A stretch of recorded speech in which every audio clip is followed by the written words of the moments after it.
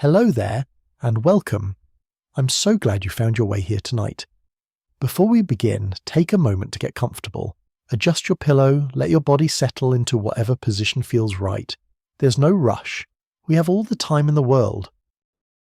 Tonight we're going to trace one of the most remarkable journeys in American financial history, the rise and fall of Lehman Brothers.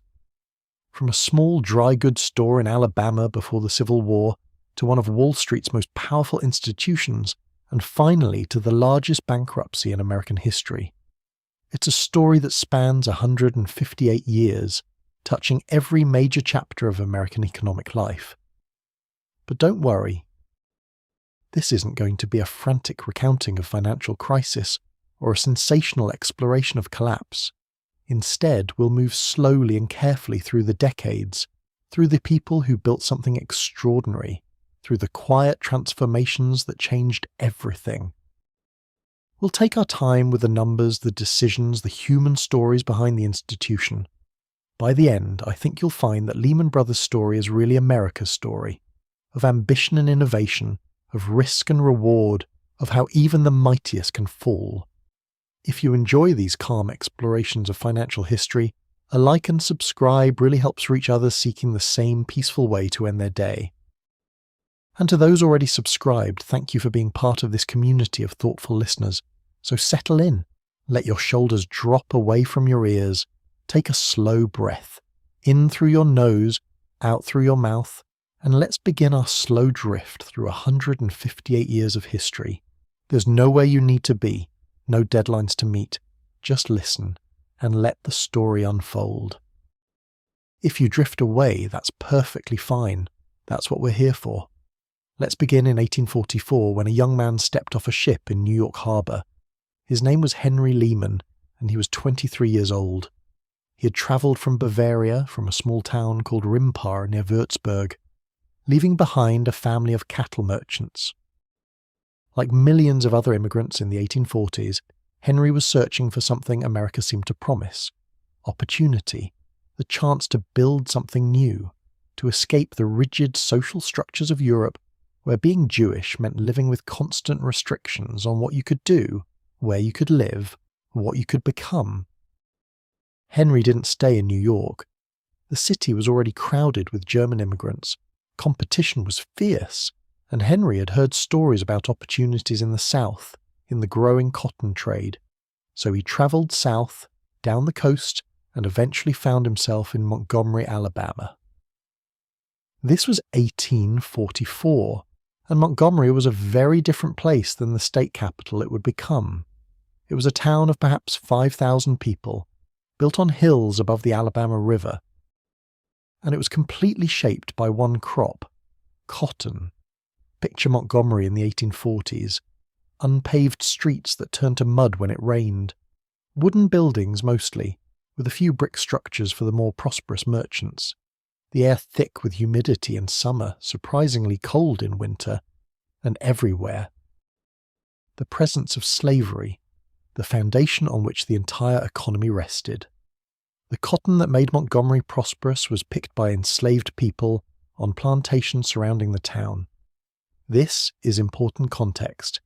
Henry Lehman was building his business in a system that depended on enslaved labor, and while he himself didn't own slaves, his livelihood would be directly connected to that system. Henry opened a small dry goods store on Commerce Street, near the river where cotton boats docked. Hutch. Lehman, the sign said. He sold fabric, household goods, tools, the ordinary supplies that planters and townspeople needed. It was modest work, not particularly distinctive. Montgomery had other dry goods stores, but Henry had something that served him well. He was willing to accept payment in kind. A planter who needed supplies but didn't have cash could pay in cotton. Henry would take the cotton, store it, and then sell it to larger merchants who shipped it downriver to Mobile and onto textile mills in New England or England. This arrangement, which seems simple, was actually the foundation of everything that would follow. By accepting cotton as payment, Henry wasn't just a shopkeeper anymore. He was becoming a commodities trader. He was extending credit to planters, giving them goods now in exchange for cotton later. He was taking on risk, the risk that cotton prices might fall, that the cotton might be damaged, that the planter might not deliver. These are the fundamental activities of finance: credit, risk assessment, commodity trading. Henry probably didn't think of himself as pioneering anything. He was just trying to make a living to accommodate his customers, but he was learning the cotton business from the inside. In 1847, Henry's younger brother Emmanuel arrived from Bavaria. Meyer, the youngest, would come in 1850. The three brothers worked together, and in 1850 the firm officially became Lehman Brothers.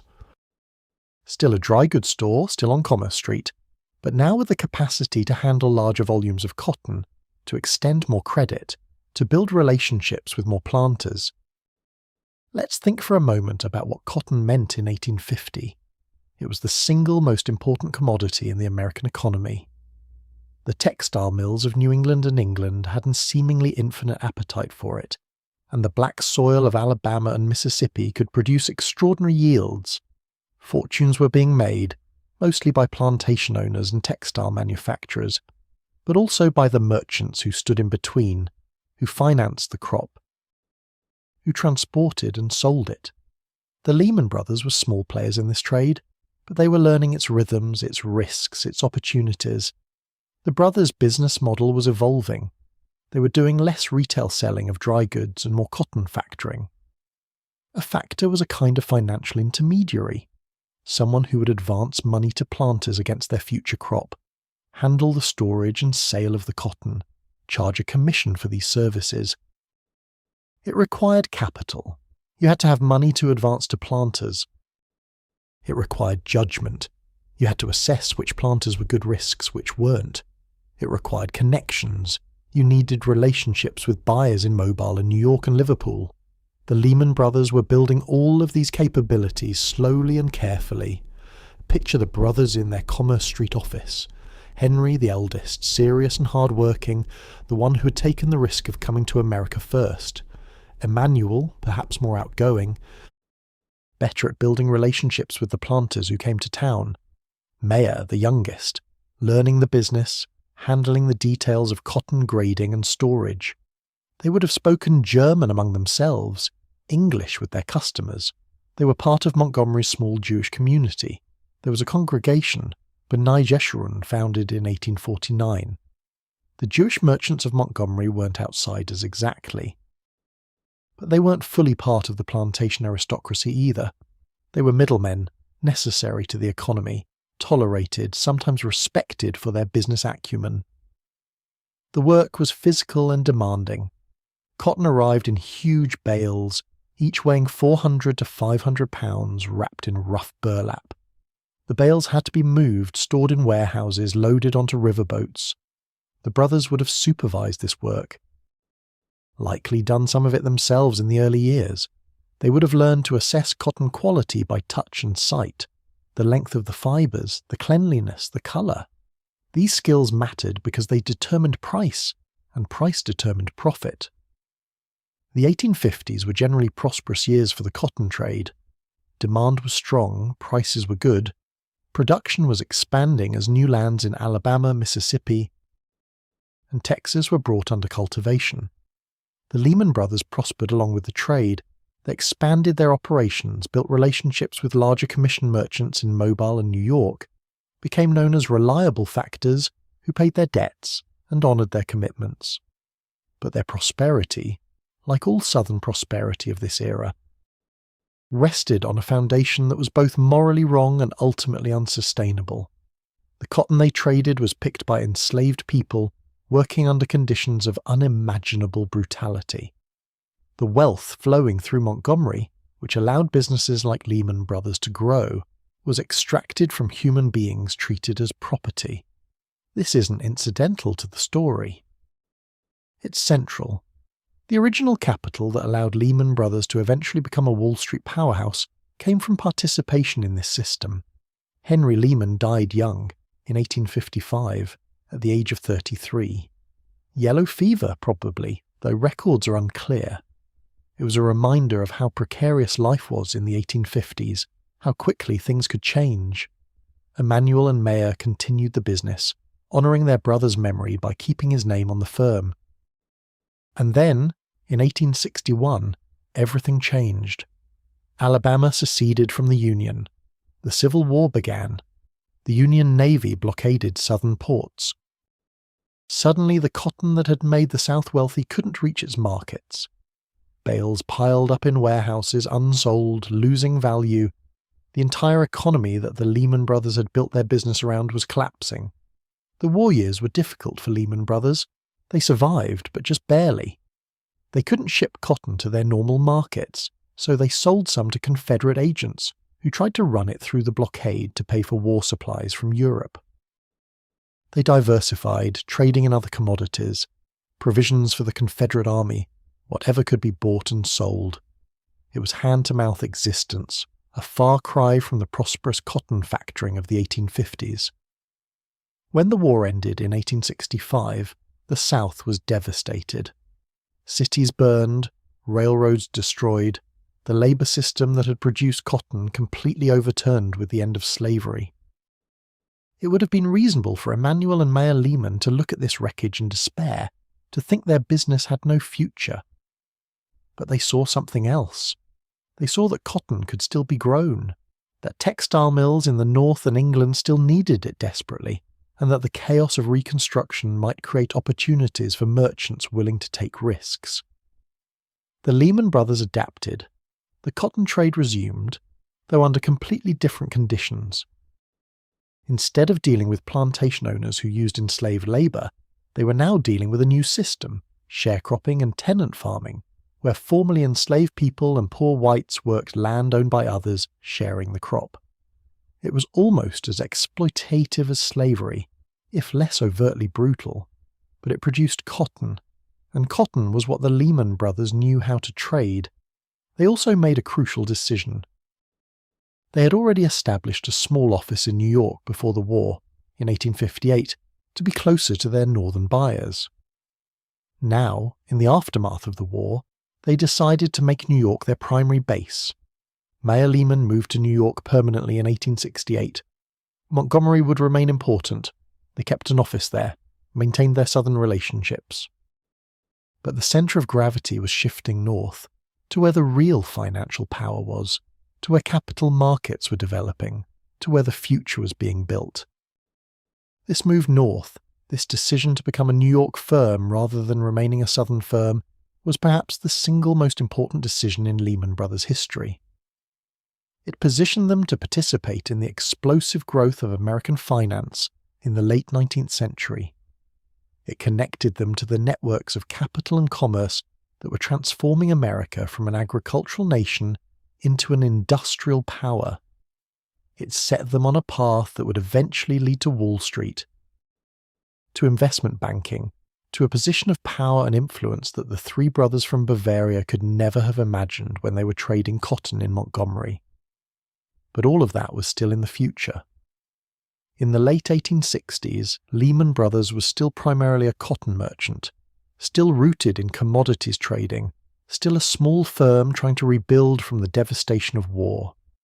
They had survived the war, survived Henry's death, survived the complete transformation of the Southern economy. They had shown resilience and adaptability. These qualities, resilience, adaptability, willingness to take calculated risks, would define the firm for the next 140 years, for better and for worse. Let that image rest for a moment. The Lehman Brothers in the years after the Civil War, 1 foot still in Montgomery, 1 foot now in New York, trading cotton but beginning to see possibilities beyond commodities, beginning to imagine themselves as something more than factors and merchants. They couldn't see the future, couldn't know what their small firm would become, but they were laying the foundations, building the relationships and skills and capital that would allow the next chapter to unfold. Picture them in their New York office, wherever it was, probably modest, probably crowded with papers and cotton samples, and outside their window, a city beginning to transform itself into the financial capital of the world. Let yourself drift with that image of beginnings, of immigrants building something, of a firm taking its first steps on a very long journey. The move to New York wasn't sudden or dramatic, it was gradual, like so many transformations that end up mattering most. Mayor Lehman established the New York office more firmly in the years after the war, while Emanuel maintained operations in Montgomery. They were still cotton merchants, still doing what they'd always done, but the location changed everything.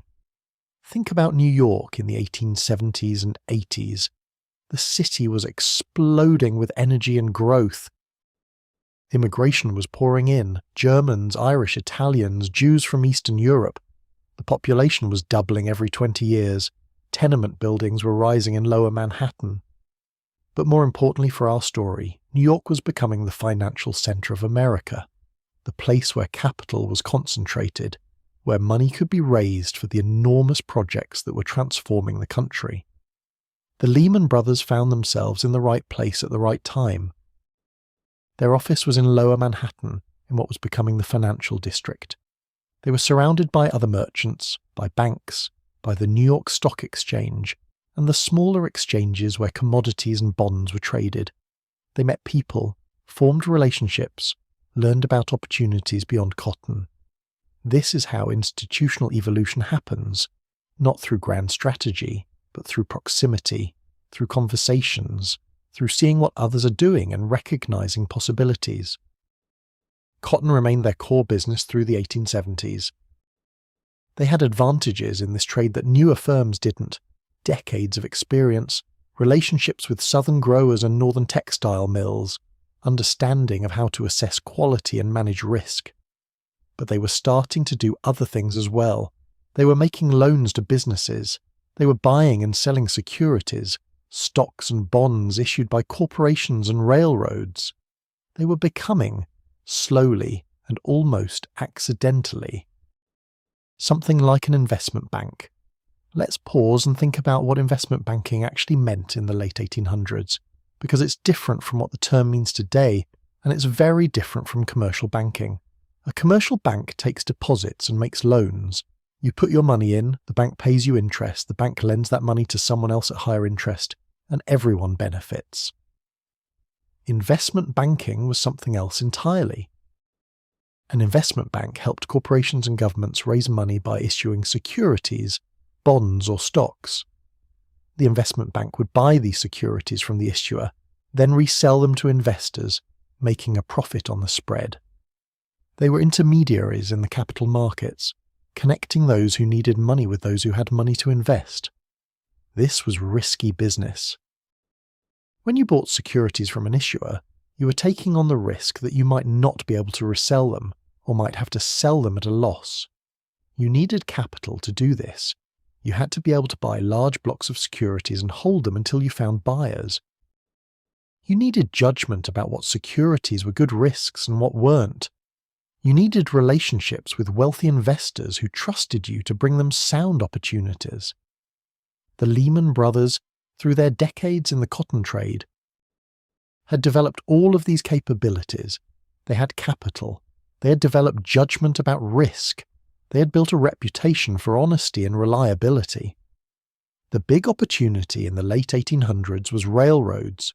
America was being stitched together by rail lines, thousands of miles of track being laid every year.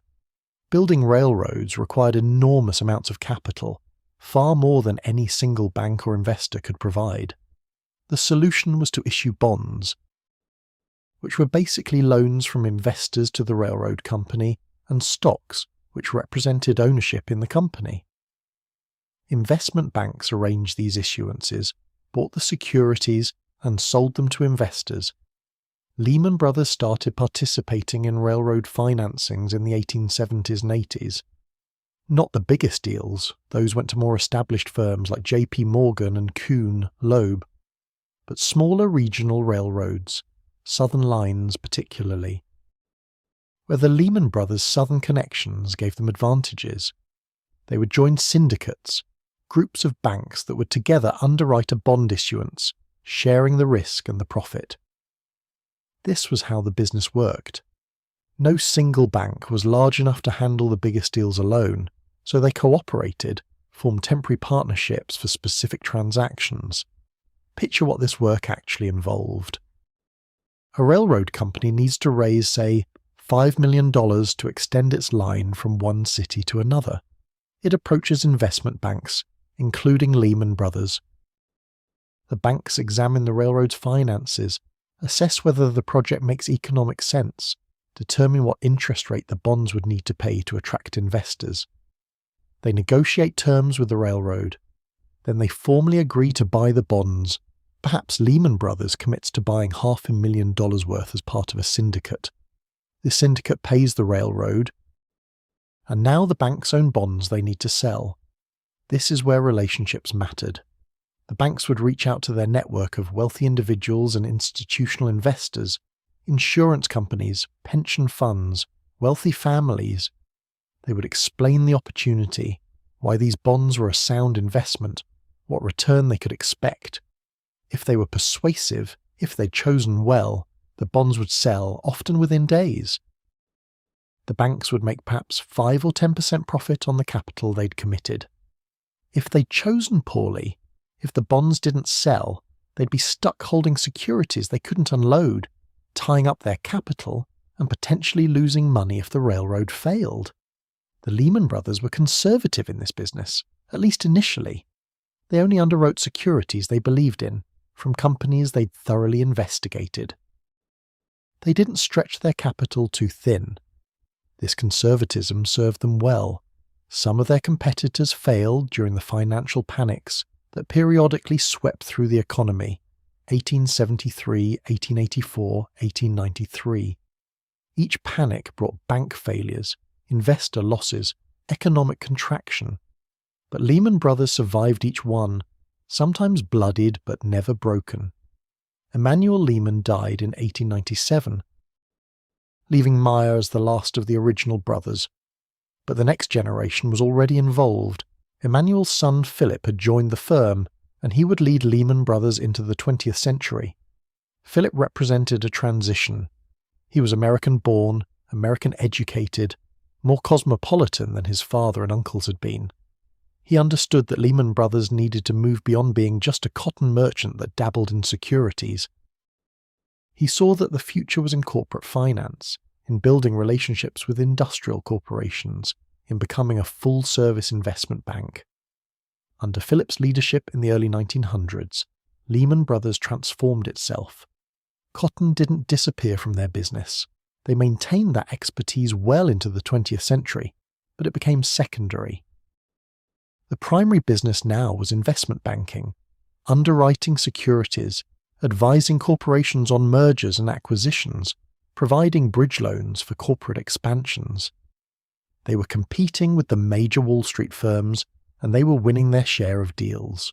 The firm was still structured as a partnership. This is important to understand. Lehman Brothers wasn't a corporation with shareholders. It was a partnership where the partners owned the firm directly, shared in its profits, and were personally liable for its debts. This structure had profound implications.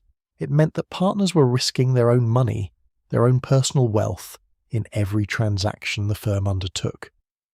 This created powerful incentives for careful risk management.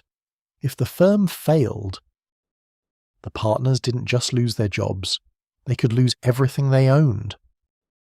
This made partnerships inherently more conservative than corporations, where managers risked shareholders' money rather than their own. The partnership also created continuity and loyalty. Partners expected to spend their entire careers at the firm. They mentored younger employees who might eventually become partners themselves. There was a sense of institutional identity, of shared purpose, that was harder to maintain in a corporation where executives might jump to competitors for higher salaries. This partnership culture would define Lehman Brothers for most of its history, and the eventual abandonment of this structure would be one of the crucial turning points in the firm's story. But that was still decades in the future. Through the early decades of the 1900s, Lehman Brothers built relationships with some of America's most important corporations. They underwrote securities for department stores, Macy's, Gimbel's, other retailers that were transforming American consumer culture. They financed industrial companies, utility companies, real estate developments. Each deal added to their reputation, brought them into contact with new clients, generated profits that could be reinvested in growing the business. The firm also maintained certain characteristics that set it apart from some of its competitors. It remained a Jewish firm in an era when Wall Street was deeply anti-Semitic. The most prestigious investment banks, JP Morgan, First Boston, others, simply didn't hire Jews, didn't do business with Jewish firms when they could avoid it. Lehman Brothers, along with firms like Kuhn, Loeb and Goldman Sachs, operated somewhat outside this elite circle. They did business with Jewish-owned companies that the WASP firms wouldn't touch. They hired talented young Jewish men who couldn't get jobs at Morgan. This exclusion was unjust and painful, but it also created certain competitive advantages. There were profitable clients and employees that Lehman Brothers could access precisely because the elite firms wouldn't. Philip Lehman, leading the firm through the 1900s and teens and 20s, was a respected figure on Wall Street. He served on corporate boards, was consulted on financial matters, moved in elite circles even while being excluded from some of the most exclusive clubs and institutions. He understood that Lehman Brothers' strength lay in its relationships, its reputation for integrity, its expertise in particular industries. He didn't try to make Lehman Brothers the biggest firm on Wall Street. He tried to make it the most trusted, the most reliable, the firm that clients turned to because they knew the advice would be sound and the execution would be professional. The physical presence of the firm was evolving too. They'd moved several times in Manhattan, always seeking space that reflected their growing stature. By the early 20th century, they were established players in the financial district, with offices that were comfortable if not lavish, with a staff that had grown from a handful of clerks to dozens of employees handling correspondence, bookkeeping, securities trading, all the complex activities of a modern investment bank. Let's think about what a day in the office might have looked like in, say, 1915. Partners would arrive early, reading newspapers and financial journals, checking on overnight developments in markets and industries they followed. Junior employees would be preparing reports, updating ledgers, making telephone calls. Messengers would be constantly moving between banks and brokerages, physically carrying stock certificates and checks and legal documents. Remember, this was before computers, before electronic transfers. Everything was paper. Everything required physical delivery and manual recording. The partners would meet to discuss potential deals. A retail company wants to expand and needs to raise $2 million. Should Lehman Brothers underwrite the stock offering? They would debate the merits, examine the company's finances, assess the market conditions, decide whether to commit their capital. These decisions were made carefully, collectively, with each partner having a voice. This was the partnership model at work: shared responsibility, shared risk, shared reward. Throughout this period, the firm maintained conservative financial practices. They didn't leverage their capital excessively. They kept substantial reserves to weather downturns. They paid themselves well, but not extravagantly. The goal was to build a firm that would last, that would be passed to the next generation stronger than it had been received. This was patient capital, long-term thinking, institutional stewardship. It feels almost quaint now, looking back from our era of quarterly earnings pressures and short-term incentives. But it was how serious firms operated in that era. The First World War brought changes to Wall Street and to Lehman Brothers. The war disrupted European capital markets, and American firms stepped into the gap, financing Allied war efforts, underwriting Liberty bonds for the American government, arranging the massive industrial expansion required to support the war. Lehman Brothers participated in these activities, grew stronger during the war years, emerged in the 1920s positioned to participate in the extraordinary boom that was coming. But before we move into the Roaring Twenties and the crash that followed, let's sit with this era for a moment longer. Picture Lehman Brothers in, say, 1920, at the threshold of a new decade. It was no longer a cotton merchant. It had fully transformed into an investment bank, respected if not quite at the very top tier of Wall Street. It had survived multiple financial panics, a world war, the deaths of its founders. It had capital, expertise, relationships, reputation. It was 70 years old as an institution, and it seemed solid, permanent, destined to continue for generations. The people who worked there, the Lehman family members who were partners, the professional bankers who had joined the partnership, the clerks and secretaries who kept the machinery running, they had no idea what was coming. They couldn't foresee the wild boom of the 20s, the catastrophic crash of 29, the depression that would follow, the Second World War, the post-war expansion, the transformations that would eventually lead to the firm's destruction. They were just doing their work day by day, deal by deal, trying to serve clients and make profits and maintain the institution they'd inherited or joined. There's something both comforting and unsettling about that perspective. Comforting because it reminds us that we never really know what's coming, that the future is genuinely open and unpredictable, unsettling for exactly the same reason. The partners at Lehman Brothers in 1920 thought they were building something permanent. They were wrong, though it would take another 88 years for that to become clear. But in 1920, they had every reason for confidence. They'd survived everything that history had thrown at them so far. They'd adapted, evolved, grown stronger. Why wouldn't that continue? Let yourself rest with that image for a moment. The firm at the beginning of the 1920s, successful and confident, rooted in conservative banking practices and relationship-based business, led by people who believed in stewardship and long-term thinking. Hold that image, because it's about to change, slowly at first, then faster still, until it becomes something almost unrecognizable. But that change is still in the future. For now, in 1920, Lehman Brothers is exactly what it had been building toward for 70 years, a respected Wall Street investment bank, conservative and careful, built to last. Let that settle, let it rest. And we'll continue the journey forward when you're ready. The 1920s arrived with a kind of energy that America had never quite experienced before. The Great War was over, American soldiers had come home, the economy, which had briefly contracted after the war, was roaring back to life, and Wall Street was about to experience a decade of growth and speculation that would make everything that came before seem quaint and restrained. Lehman Brothers entered this new era under continuing leadership of the Lehman family, but the torch was passing to a new generation. Philip Lehman was still senior partner, still the guiding presence, but his son Robert was increasingly taking on leadership responsibilities. Robert Lehman, people called him Bobby, would become one of the most important figures in the firm's history, leading it for nearly 4 decades, from the 1920s through the 1960s. His story is inseparable from Lehman Brothers' story through most of the 20th century.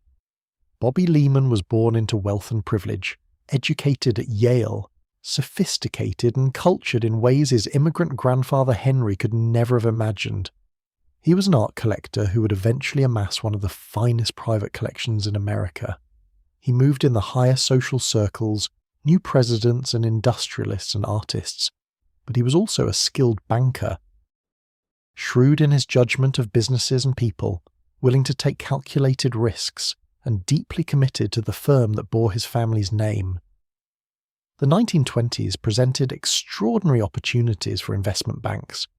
New industries were emerging: automobiles, radio, motion pictures, aviation, electrical appliances. These industries needed capital to grow, and they turned to Wall Street to raise it. Lehman Brothers, under Bobby's increasingly influential leadership, positioned itself to finance these new economy companies. This was a strategic decision, and a smart one. The old-line Wall Street firms were sometimes skeptical of these new industries, viewing them as speculative or undignified. Lehman Brothers saw opportunity where others saw risk. Consider the motion picture industry. In the early 1920s, Hollywood was transitioning from a collection of small studios making short films to a major industry producing feature-length movies that were becoming central to American culture. The studios needed money to build sound stages, to pay actors, to distribute films nationally and internationally. Lehman Brothers became one of the leading investment banks for Hollywood, underwriting securities for Paramount RKO 20th Century Fox. These relationships would last for decades, surviving the transition from silent films to talkies, from black and white to colour, generating substantial profits for Lehman Brothers and giving the firm a presence in an industry that fascinated the public. They did similar work with retail chains. The 1920s saw the emergence of national retailers, department stores that were opening branches in cities across the country, applying modern management techniques and economies of scale to retail. Macy's, FW. Woolworth, other chains were expanding rapidly, and Lehman Brothers helped finance this expansion. Again, this was relationship banking. Once you financed a company's initial expansion, you often became their ongoing financial advisor, handling subsequent securities offerings, advising on acquisitions, providing bridge loans when needed.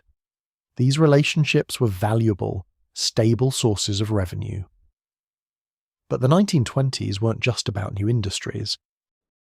They were about speculation, about a growing conviction that stock prices could only go up, that a new era had arrived where the old rules didn't apply. Stock market participation, which had been limited mostly to the wealthy in previous decades, was democratizing. Middle-class Americans were buying stocks, convinced they could get rich through market gains. Brokerage firms were opening offices in smaller cities. Newspapers were publishing stock tables. The market was becoming a national obsession. Investment banks like Lehman Brothers were both beneficiaries and enablers of this speculation. Every company that wanted to issue stock needed an investment bank to underwrite the offering.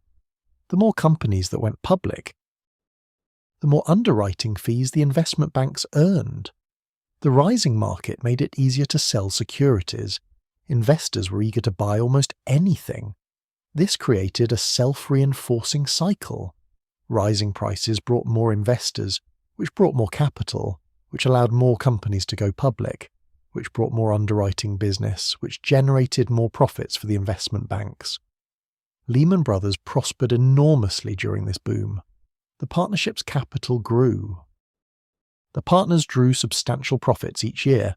They expanded their office space, hired more employees, increased their presence in the market. By the late 1920s, Lehman Brothers was handling some of the largest and most prestigious securities offerings on Wall Street. They weren't quite in the same league as JP Morgan, nobody was, but they were solidly in the second tier of elite investment banks, and they were gaining ground. The firm's approach during this period reflected Bobby Lehman's personality and judgment. They were aggressive in pursuing new business, in cultivating relationships with the emerging industries of the era. But they maintained certain conservative practices that Philip Lehman had instilled. They didn't leverage their capital excessively. They kept substantial reserves. They tried to thoroughly investigate the companies whose securities they underwrote, though admittedly the standards for due diligence were much looser than they would later become. There were warning signs if anyone had been looking for them. Stock prices were rising much faster than corporate earnings justified. Price-to-earnings ratios, a measure of how expensive stocks are relative to the profits companies generate, were reaching levels that had no historical precedent. Margin buying was rampant. People were borrowing money to buy stocks, convinced that the gains would more than cover the interest on the loans.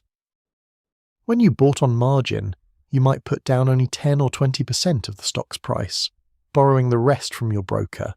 This magnified gains when prices rose, but it would magnify losses catastrophically when prices fell. Some economists warned that the boom couldn't last. They pointed out that stock prices are detached from economic fundamentals, that the speculation was unsustainable, that a correction was inevitable. But these warnings were drowned out by the chorus of optimism. Stock prices had been rising for years. Every previous dip had been followed by recovery and new highs. Why would this time be different? The American economy was strong. American corporations were profitable. American ingenuity was transforming the world. Of course, stock prices would keep rising. Lehman Brothers, like other investment banks, had a complex relationship with this speculation. They weren't naive. The senior partners understood that stock prices were probably too high, that some correction was likely eventually. But their business depended on the market remaining strong. They couldn't very well warn clients that a crash was coming, that would undermine confidence and hurt their business. And besides, nobody really knew when or if a crash would come. Maybe prices were high, but maybe they'd just stabilize at these levels, or maybe they'd keep rising more gradually. The future was uncertain, as it always is. The summer of 1929 was glorious for Wall Street. The market kept climbing. New issues kept coming. Lehman Brothers was busy, profitable, confident. There were some small corrections, brief dips that scared investors momentarily before prices recovered. But these seemed to validate the idea that any weakness was a buying opportunity, that the market's upward trajectory was secure. September 1929 saw the market peak. The Dow Jones Industrial Average, the most widely watched index of stock prices, reached 381 points. To give that context, the Dow had been at around 200 just 2 years earlier. In 1927, it had risen over 90% in 2 years. Some individual stocks had done even better. Radio Corporation of America, the hot technology stock of the era, had risen from $85 per share in early 1928 to $573 by September 1929. Then, in October, everything fell apart. But the fall wasn't immediate or simple. It came in waves, in stages, with moments of hope interspersed with moments of panic. Let's walk through it slowly, because understanding how the crash unfolded helps us understand both what happened to Lehman Brothers and what happened to the broader economy. Thursday, October the 24th, Black Thursday as it would be called, started with heavy selling from the market's opening. Prices were falling across the board. The volume of trading was overwhelming. The ticker tape machines that printed out stock prices fell further and further behind, eventually running hours late. Investors didn't know what their stocks were actually worth. They just knew prices were falling. This uncertainty intensified the panic. By noon, major bankers had assembled at JP Morgan's offices to discuss the crisis. They formed a consortium to support the market to stem the panic. They sent Richard Whitney, vice president of the New York Stock Exchange, onto the trading floor to place large buy orders for blue-chip stocks at prices above the current market. This was meant to signal that the banking establishment had confidence that they would support the market, and it worked temporarily. Prices stabilized, even recovered somewhat by day's end. Lehman Brothers, like all investment banks, was deeply affected by that Thursday. Many of the securities they'd underwritten, that they'd sold to clients assuring them these were sound investments, had lost substantial value in a single day. Clients were angry, scared, demanding explanations. The firm's own capital was affected too. They owned positions in various securities, and those positions had declined in value. But the Thursday close, with prices having recovered from their lows, offered hope that the worst was over. Friday was calmer. The weekend passed with nervous speculation about what Monday would bring, and Monday, October 28th, was terrible.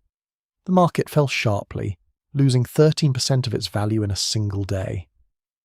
The banking consortium that had supported prices on Thursday didn't intervene. They couldn't. The scale of selling was too large, the losses too widespread. Even their combined resources weren't enough to turn the tide. Tuesday, October the 29th, Black Tuesday, was worse still. 16 million shares traded. More than 3 times the normal volume. Prices collapsed. Fortunes that had existed on Monday morning were gone by Tuesday afternoon. Margin calls went out, brokers demanding that investors who had borrowed to buy stocks put up more cash to cover their losses. Investors who couldn't meet the margin calls had their stocks sold at devastating losses. This selling fed on itself, driving prices lower, which generated more margin calls, which generated more forced selling. Lehman Brothers weathered this storm better than many firms, but they didn't escape unscathed. Their own capital declined as the securities they owned fell in value.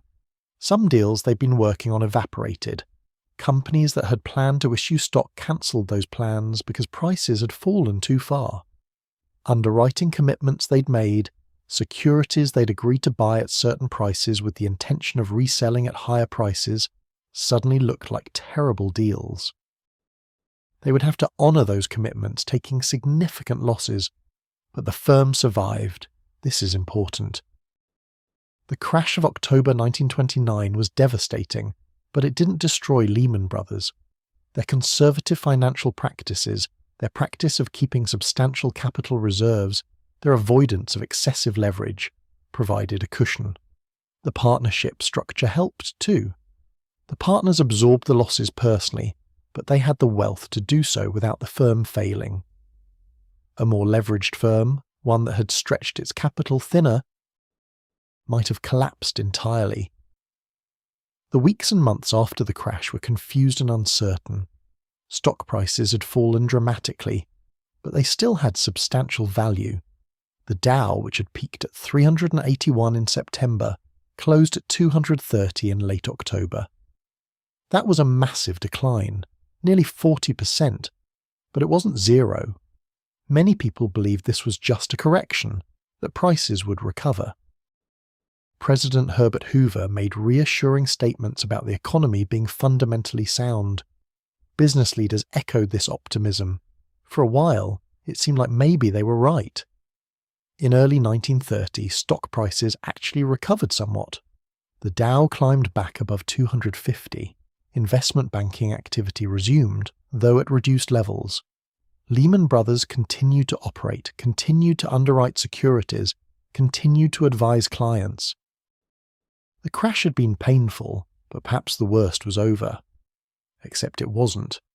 The crash was just the beginning. What followed was the Great Depression, and the Depression would test Lehman Brothers in ways the crash itself hadn't. Throughout 1930, 1931, 1932, the economy contracted. Businesses failed, banks collapsed, unemployment soared, and stock prices kept falling. By July 1932, the Dow had fallen to 41 points, down nearly 90% from its peak less than 3 years earlier. That's not a market correction. That's a market collapse. The Depression years were dark times for Wall Street and for Lehman Brothers. Investment banking activity virtually disappeared. Companies weren't issuing new securities. They were struggling to survive. The fees and commissions that investment banks depended on dried up. Some firms failed entirely, others merged with competitors or were acquired by larger institutions. The landscape of Wall Street was being reshaped by the economic catastrophe. Lehman Brothers survived. But survival meant sacrifice and struggle. The partners drew minimal compensation. Employees were laid off, office space was consolidated. The firm focused on maintaining relationships with existing clients, helping them restructure debts, advising them on how to weather the crisis.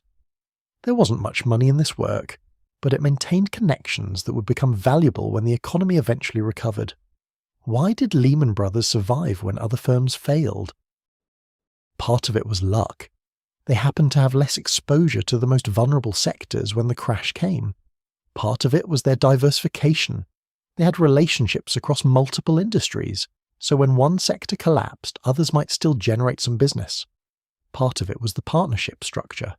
The partners had their own wealth to draw on, and they were committed to preserving the firm even at personal cost. And part of it was the conservative financial practices that Philip and Bobby Lehman had insisted on. They hadn't leveraged the firm excessively during the boom. They'd maintained reserves. These practices seemed overly cautious during the good times, but they made the difference between survival and failure when times turned bad. Robert Lehman emerged from the Depression as the undisputed leader of the firm. His father Philip had died in 1938, leaving Bobby as senior partner. He would lead Lehman Brothers for the next 3 decades, through the Depression, through World War II, through the post-war boom. His leadership during the Depression years demonstrated qualities that would define his tenure: patient capital, long-term thinking, willingness to support clients through difficult times, faith that the economy would eventually recover and that Lehman Brothers would be positioned to benefit when it did. The Depression also taught lessons that would influence Lehman Brothers for decades. It taught that booms don't last forever, that prices can fall as dramatically as they rise, that leverage is dangerous, that capital reserves aren't wasted money but essential insurance, that relationships matter more than any individual transaction. These lessons, learned painfully in the 1930s, would guide the firm through the middle decades of the 20th century. By the late 1930s, there were tentative signs of recovery. The economy was growing again, though unemployment remained high. Stock prices had recovered from their catastrophic lows, though they were still far below their 1929 peak. Investment banking was slowly coming back to life. Lehman Brothers was handling some securities offerings, advising on some mergers, beginning to hire again after years of retrenchment. And then came World War II. The war, catastrophic as it was globally, was economically transformative for America. Government spending exploded. Factories that had been idle during the Depression were suddenly running full capacity producing war materials. Unemployment disappeared as men joined the military and women entered the workforce. Lehman Brothers participated in financing the war effort, underwriting government bonds, advising defense contractors. When the war ended in 1945, America emerged in a position it had never held before, as the dominant economic and military power in the world. Europe and Asia were devastated. Their economies were shattered, their cities bombed, their populations traumatized. But America was intact, wealthy, powerful, positioned to lead the post-war world. And Wall Street, including Lehman Brothers, was positioned to finance the extraordinary boom that would follow. But before we move into that post-war era, let's pause and reflect on what the 1920s crash and the Depression meant for Lehman Brothers.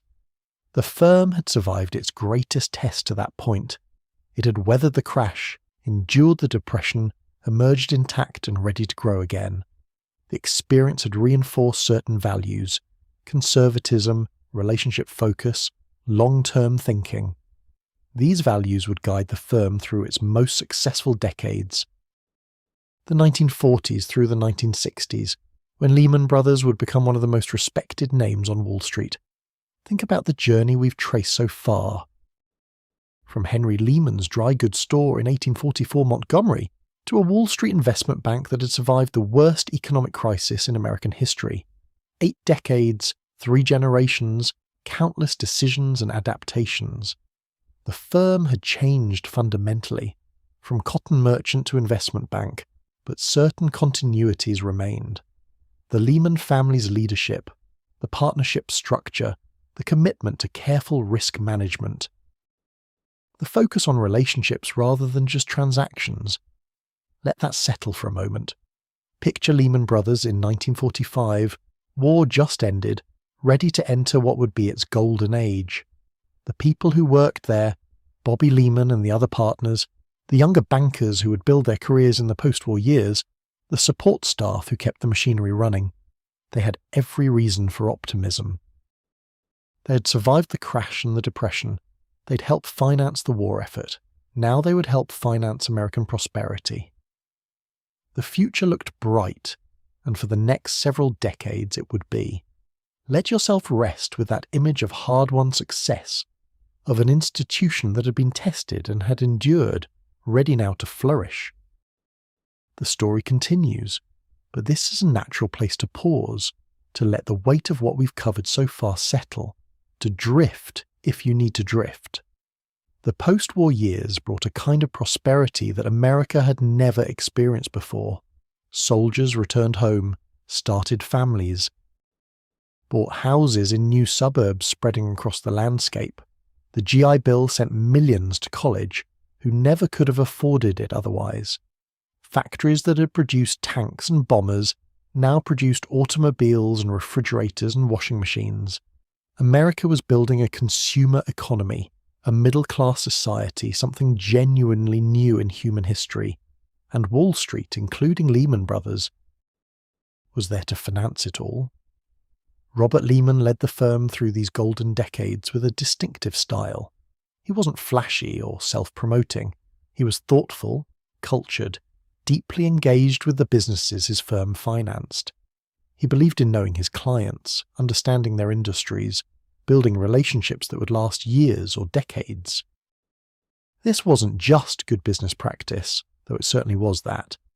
It reflected a genuine curiosity about how businesses worked, how industries evolved, what made some companies succeed while others failed. Bobby's art collection is worth mentioning because it reveals something about his character and about the firm he led. He collected with passion and discernment Italian Renaissance paintings, French Impressionists, 20th century modernists. His collection would eventually include works by Rembrandt, Botticelli, Renoir, Balthus. When he died, he bequeathed it to the Metropolitan Museum of Art, where it became the foundation of the Lehman wing. The same qualities that made him a great collector, patience, judgment, willingness to commit resources based on long-term value rather than short-term fashion, made him an effective banker. He thought in decades, not quarters. The firm's headquarters during these years was 1 William Street, a building in Lower Manhattan that became synonymous with Lehman Brothers. Partners would arrive each morning, settling into offices decorated with art from Bobby's collection. There was a gentlemanly quality to the place, a sense of tradition and continuity. This was before the era of open trading floors and computer screens everywhere. Business was conducted through phone calls and meetings, through handshakes and personal relationships, through careful analysis of financial statements and industry trends. Let's think about what investment banking looked like in the 1950s and 60s, because it was quite different from what it would become later. The business was relationship-driven. If you were the CFO of a major corporation and you needed to raise capital, you didn't shop around among multiple investment banks looking for the best price. You went to the investment bank you'd worked with for years, maybe for decades. They knew your business. You trusted their judgment. They'd earned your loyalty. This created stable, long-term relationships that were profitable for both sides. Lehman Brothers had built strong relationships with certain industries. Retail was one. They'd been financing department stores and retail chains since the 1920s, and they continued to be a leading bank for that sector. They financed Macy's expansions, helped structure deals for other chains, advised on mergers and acquisitions as the retail landscape evolved. Entertainment was another. Their Hollywood relationships from the 20s and 30s continued, adapting as the movie industry faced new challenges from television and changing consumer tastes. They also developed expertise in industries that were growing rapidly in the post-war years. Aerospace and defense became important clients, as the Cold War drove enormous government spending on military technology. Oil and gas companies, expanding to meet America's insatiable demand for energy, turned to Lehman Brothers for financing. Manufacturing companies of all kinds, producing everything from automobiles to appliances to industrial equipment, needed capital to expand, and investment banks like Lehman Brothers provided it. The way these relationships worked was personal and human. A Lehman Brothers partner might have lunch with a corporate executive every month. Whether there was any immediate business to discuss or not, they'd talk about industry trends, about the executive's strategic thinking, about potential opportunities or challenges ahead. When the company did need to raise capital, issuing bonds or stock, arranging a bank loan, structuring a merger, Lehman Brothers would be the natural choice because the relationship was already there. Because trust had been built over years, this model had advantages and disadvantages. The advantage was stability. Lehman Brothers had reliable sources of revenue from long-standing client relationships. They could plan for the long term, invest in developing expertise, hire talented people and train them properly. The disadvantage was that it limited growth. You couldn't just suddenly double your business because you couldn't suddenly double your number of deep client relationships. Growth was organic, gradual, measured. The partnership structure reinforced this patient approach. Partners shared in the firm's profits each year, but they also left significant capital in the firm, building its strength over time. When a partner retired, they gradually withdrew their capital over several years, ensuring stability. New partners were admitted carefully, after proving themselves over many years as junior employees. This created continuity. Partners expected to spend their entire careers at Lehman Brothers, often 30 or 40 years. They mentored younger employees who they hoped would eventually become partners themselves. The culture this created was collegial but hierarchical. Junior employees deferred to senior partners. Everyone understood their place in the pecking order, but there was also a sense of shared purpose, of working together toward common goals. Partners might disagree about strategy or specific deals, but the disagreements were contained within the partnership. The firm presented a united front to the world. This was considered proper, professional, the way serious institutions operated. Let me paint a picture of what working at Lehman Brothers might have been like in, say, 1960. If you were a young analyst or associate, you'd arrive early, probably around 7:30 in the morning. You'd review financial statements, prepare presentations, conduct research on industries or companies. The work was analytical and demanding, requiring attention to detail and clear thinking. When partners needed analysis or information, you provided it quickly and accurately. This was how you proved yourself, how you earned more responsibility. If you were a vice president or junior partner, you'd be managing client relationships, executing deals, supervising younger employees. You might spend your morning on phone calls with clients, your afternoon in meetings reviewing potential transactions, your evening at a business dinner building relationships. The work was intellectually engaging, but also social. Success required both analytical skill and interpersonal ability. If you were a senior partner, you'd be setting strategy, making final decisions on which deals to pursue, representing the firm in the broader business community. You might serve on corporate boards, speak at industry conferences, advise government officials on financial matters. You were an elder statesman, your judgment respected, your approval necessary for major commitments. The compensation was good, but not outrageous by later standards. A partner at Lehman Brothers in the 1950s or 60s would earn perhaps a few $100,000 per year, enough to live very comfortably, to send children to private schools, to have a second home, but not enough to become fabulously wealthy overnight. The real wealth came from staying for decades, from accumulating partnership capital over a long career. This was deferred gratification institutionalized. You built wealth slowly and steadily, not through big bonuses or sudden windfalls. The social culture of Wall Street in this era was clubby and exclusive. Most of the major investment banks, including Lehman Brothers, hired almost exclusively from a narrow pool. Ivy League graduates, usually male, usually from wealthy or upper-middle-class families. Women were secretaries and assistants, not bankers. Minorities were almost entirely absent. This wasn't unusual for corporate America at the time, but it's important to acknowledge. The finance industry's exclusivity meant that talented people were overlooked or excluded based on gender, race, religion, or social background. Lehman Brothers, as a Jewish firm, was somewhat more open than the most elite WASP banks. But only somewhat. The work itself remained fundamentally about the same things it had been since the firm became an investment bank in the late 1800s. Helping corporations raise capital through securities offerings, advising on mergers and acquisitions, providing bridge loans for corporate needs, managing private placements of securities to institutional investors. The specific techniques evolved.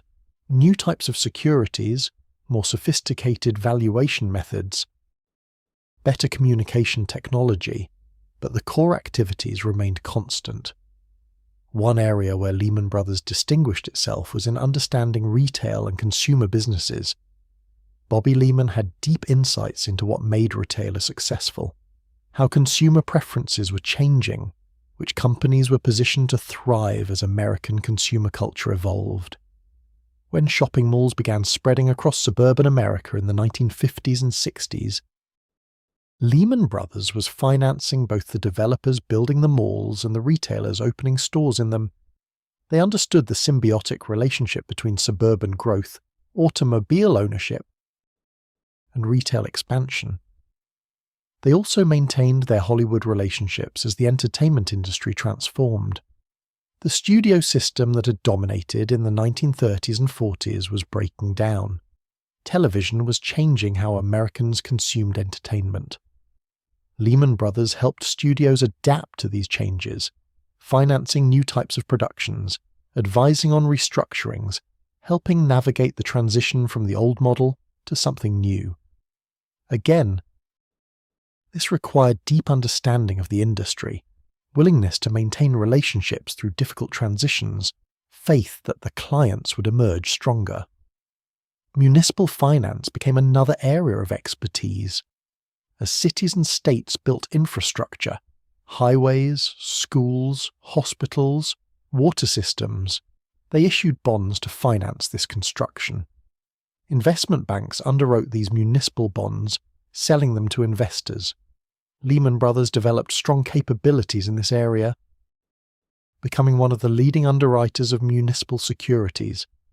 This business was less glamorous than corporate finance, but it was stable and profitable, and it served public purpose, helping communities build necessary infrastructure. The 1960s brought some challenges and changes. The stock market was strong through most of the decade, but there were also tensions. Interest rates were rising, making it more expensive for companies to borrow. Competition among investment banks was intensifying as more firms competed for the same clients. Some of the old informal arrangements that had characterized Wall Street were breaking down. The industry was becoming more competitive, more professional, less clubby. There were also the first hints of cultural changes that would eventually transform Wall Street. Younger employees were sometimes less deferential than previous generations had been. They questioned the old hierarchies, wanted faster advancement, were more willing to leave for competitors if opportunities seemed better elsewhere. The social upheavals of the 1960s, civil rights movement, women's movement, anti-war protests, were beginning to touch even conservative institutions like investment banks. Change was coming, though it would come slowly to places like Lehman Brothers. Robert Lehman remained the dominant figure through all of this. He was in his 70s by the late 1960s, but still active, still engaged, still the firm's public face and ultimate decision-maker. His longevity, he'd been with the firm since the 1920s, had led it since the Depression, provided continuity and stability. But it also created a certain problem. What would happen when he eventually died or retired? The firm's identity was so bound up with his leadership that his absence would inevitably create a vacuum. The firm was also facing a more fundamental question about its future. The partnership model, which had served Lehman Brothers well for over a century, was becoming increasingly problematic. Partnerships had difficulty raising capital. They could only grow as fast as the partners could accumulate wealth to invest in the business. Corporations could issue stock, could access public capital markets, could grow faster. More and more of Lehman Brothers' competitors were abandoning the partnership structure, either going public or merging with larger institutions. This created competitive pressures. There were also tensions within the partnership about strategy and direction. Some partners wanted to grow more aggressively, to take more risks, to compete more directly with the largest firms on Wall Street. Others wanted to maintain the traditional approach: steady growth, relationship focus, careful risk management. These weren't irreconcilable differences, but they reflected different visions of what Lehman Brothers should be. The investment banking business itself was changing. New financial instruments were being developed: convertible bonds, warrants, more complex securities that blurred the line between debt and equity. Computers were beginning to change how analysis was done, how risk was assessed, how trades were executed. International business was growing as European and Asian economies recovered from the war, and American companies expanded globally. All of these changes created both opportunities and challenges. Lehman Brothers in the late 1960s was still a very successful firm. They were profitable, respected, well-positioned in their chosen industries. They had weathered every challenge they'd faced over more than a century of history. But they were also at a crossroads, facing decisions about structure and strategy that would determine their future. Should they stay a partnership or go public? Should they merge with a larger institution or remain independent? Should they maintain their traditional conservative approach or become more aggressive? These questions didn't have obvious answers. Each choice involved trade-offs. Going public would provide capital for growth, but might change the culture, shifting from patient long-term thinking to quarterly earnings pressures. Merging would provide resources, but might dilute Lehman Brothers' distinctive identity. Staying independent preserved autonomy, but might leave them unable to compete as the industry scaled up. Becoming more aggressive might generate higher returns, but could also lead to bigger losses if risks didn't pay off. The 1960s ended without these questions being resolved. Robert Lehman was still in charge, still maintaining the traditional approach, still believing that relationship banking and conservative finance would continue to serve the firm well. He was confident in Lehman Brothers' future, confident that the values that had guided the firm through booms and crashes and wars and depressions would continue to be relevant. And then, in 1969, Bobby Lehman died. He was 77 years old, had led the firm for over 3 decades, had been part of it for nearly 50 years. His death was the end of an era, the final link to the firm's founding family leadership. No Lehman family member would ever again lead Lehman Brothers. From now on, it would be professional managers, people who had joined the firm as employees rather than being born into ownership. This shift from family enterprise to professionally managed institution was happening across American business in the 1960s and 70s. It was probably inevitable, but something was lost in the transition, some sense of stewardship and long-term commitment that's harder to maintain when managers are hired employees rather than owners. Picture Lehman Brothers at the end of the 1960s, at the end of the Bobby Lehman era. The firm was strong, profitable, respected, built on a century and a quarter of history. 1 William Street was more than just an office building. It was a symbol of stability and tradition in American finance.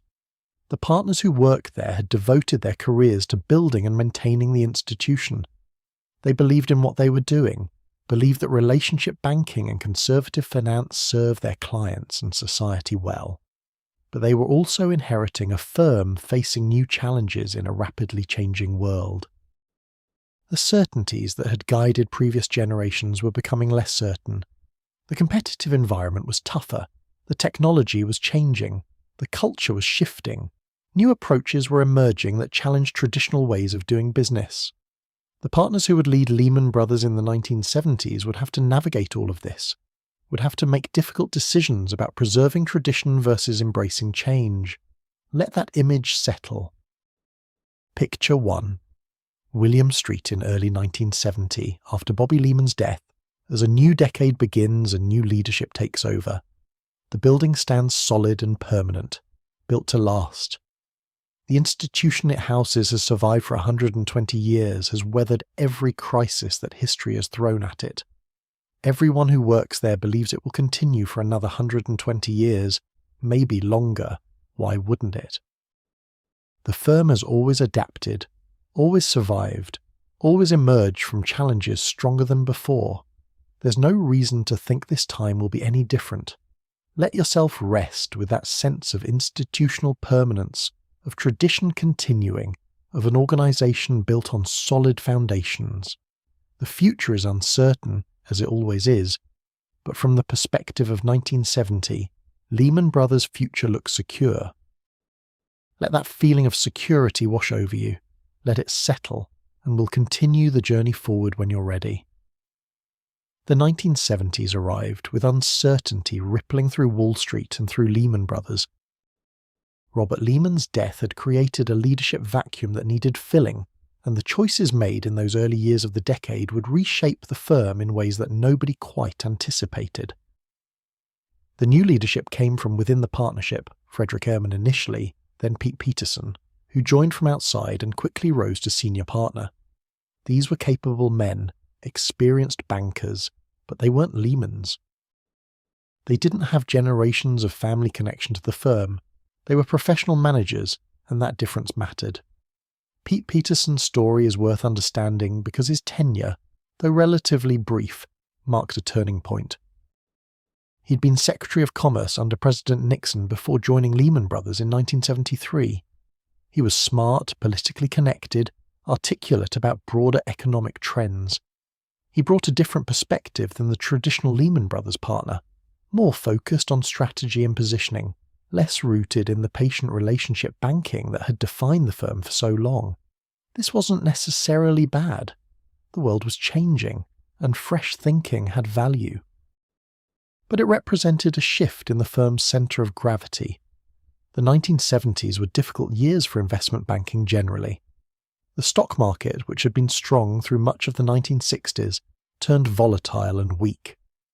The Dow Jones Industrial Average, which had finally broken through 1,000 in 1972, would spend most of the decade below that level. Sometimes substantially below.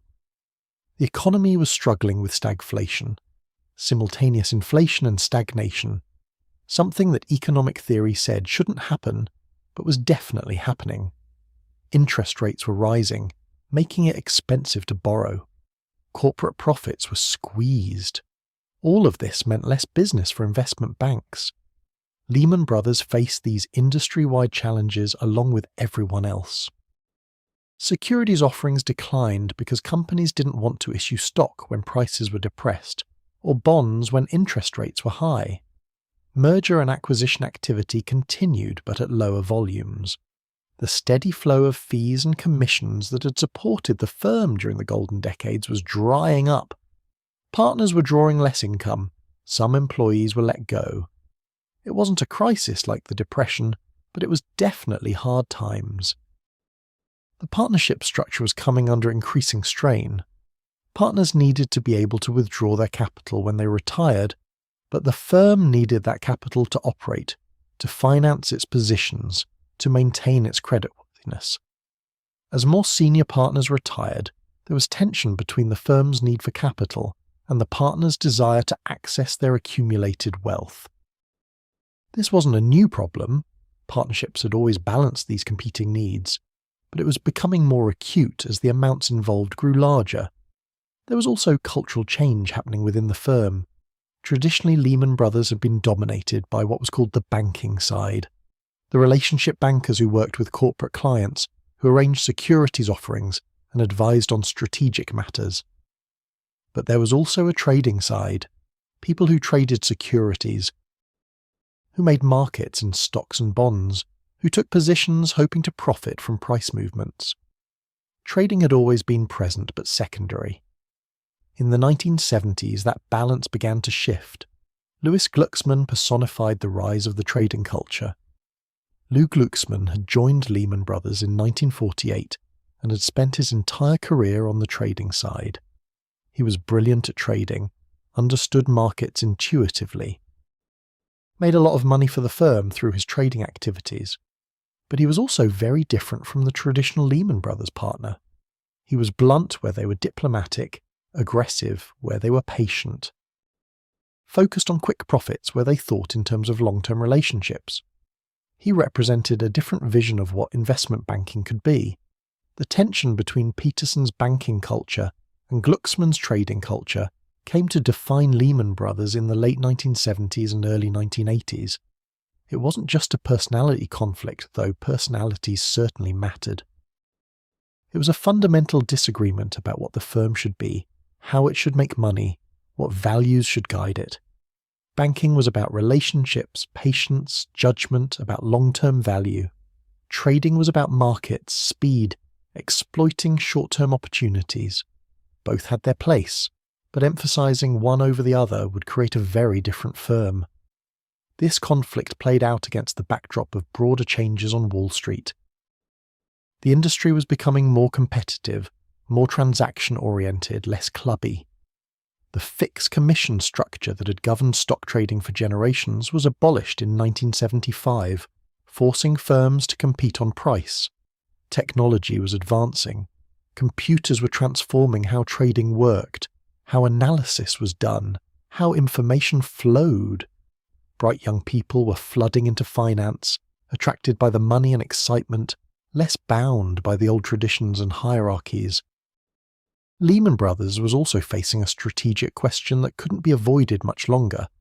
Should they remain an independent partnership, or should they seek to merge with a larger institution?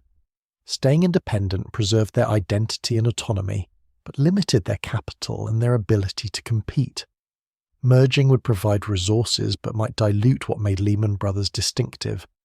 This question had been debated internally for years without resolution. But events were forcing a decision. In 1977, Lehman Brothers announced a merger with Kuhn, Loeb and Company, another distinguished Jewish investment bank with similar history and culture. On paper, this made sense. Both firms had overlapping strengths, complementary client relationships, similar partnership structures. The merger would create a larger, stronger institution better positioned to compete. The combined firm would be called Lehman Brothers, Kuhn. Loeb. But mergers are hard, especially mergers of equals where both sides have strong identities and proud histories. The cultural integration proved difficult. Partners from both firms jockeyed for position. Different ways of doing things had to be reconciled. Clients were confused about who to work with. The merger, which was supposed to strengthen both firms, created distraction and internal tension at a time when neither firm could afford it. Eventually the merger would be judged a modest success. It did create a larger institution with broader capabilities, but the integration was messier and more painful than anyone had hoped. Meanwhile, the tension between Peterson and Glucksmann was intensifying. Peterson, as chairman, emphasized the traditional banking culture, the relationship focus, the long-term thinking. Glucksmann, running the trading operations, argued that trading was where the money was, that the firm needed to evolve, that the old relationship banking model wasn't generating enough revenue, and he had a point. Trading was indeed profitable when done well, and Glucksmann was very good at it. But Peterson worried that emphasizing trading would change the firm's character, would shift it away from the values that had sustained it for over a century. This came to a head in 1983 in a boardroom coup that shocked Wall Street. Glucksmann, with support from other partners who were frustrated with Peterson's leadership and attracted by the profits trading was generating, essentially forced Peterson out. Glucksmann became sole chairman and CEO. It was a dramatic power shift, marking the ascendancy of the trading culture over the traditional banking culture. Glucksmann's tenure as sole leader lasted only about a year, but it was a consequential year. He pushed the firm harder into trading, increased risk-taking, emphasized short-term profitability over long-term relationships. The firm made money. Trading was indeed profitable in that period. But the culture was changing in ways that made some longtime partners deeply uncomfortable. This wasn't the Lehman Brothers they'd joined. The firm that valued patience and relationships and conservative risk management. It was becoming something more aggressive, more speculative, more focused on immediate profits. But the bigger change was still coming. In 1984, Lehman Brothers agreed to be acquired by American Express, the financial services company. The price was $380 million, and it marked the end of Lehman Brothers as an independent partnership. The firm would become Shearson Lehman Brothers, part of American Express's financial services conglomerate. Partners would become employees. The partnership structure that had defined the firm for 134 years was dissolving. Let's think carefully about what this meant. The partnership model had created certain incentives and constraints. Partners risked their own capital in the firm's activities. which made them careful about risk. They expected to spend their careers at the firm, which encouraged long-term thinking. They shared in profits collectively, which promoted cooperation over individual competition. These features had shaped Lehman Brothers' culture and approach for generations. The corporate model was fundamentally different. Executives were employees who risked shareholders' capital, not their own. Their tenure was less certain. They could be fired or recruited away. Their compensation increasingly came through bonuses tied to annual performance rather than long-term partnership stakes. These differences would slowly but profoundly change how people thought about the business, what risks they were willing to take, how they balanced short-term gains against long-term sustainability. American Express had a vision of creating a financial supermarket, one-stop shopping where customers could get credit cards, insurance, banking services, investment advice, all from a single institution. Lehman Brothers would be the investment banking and trading arm of this empire. The logic seemed sound. The combined entity would have more resources, broader capabilities, greater market reach than Lehman Brothers could achieve independently. But financial supermarket models had mixed track records. The cultures of different financial businesses were often incompatible. Credit card operations required very different skills and mindsets than investment banking. Insurance was different from securities trading. Trying to manage all these different businesses under one corporate umbrella often created more problems than synergies. American Express would discover these challenges over the next decade. For Lehman Brothers, the immediate effect of the American Express acquisition was both liberating and constraining. Liberating because they now had access to American Express's capital, could take bigger positions, could compete for larger deals.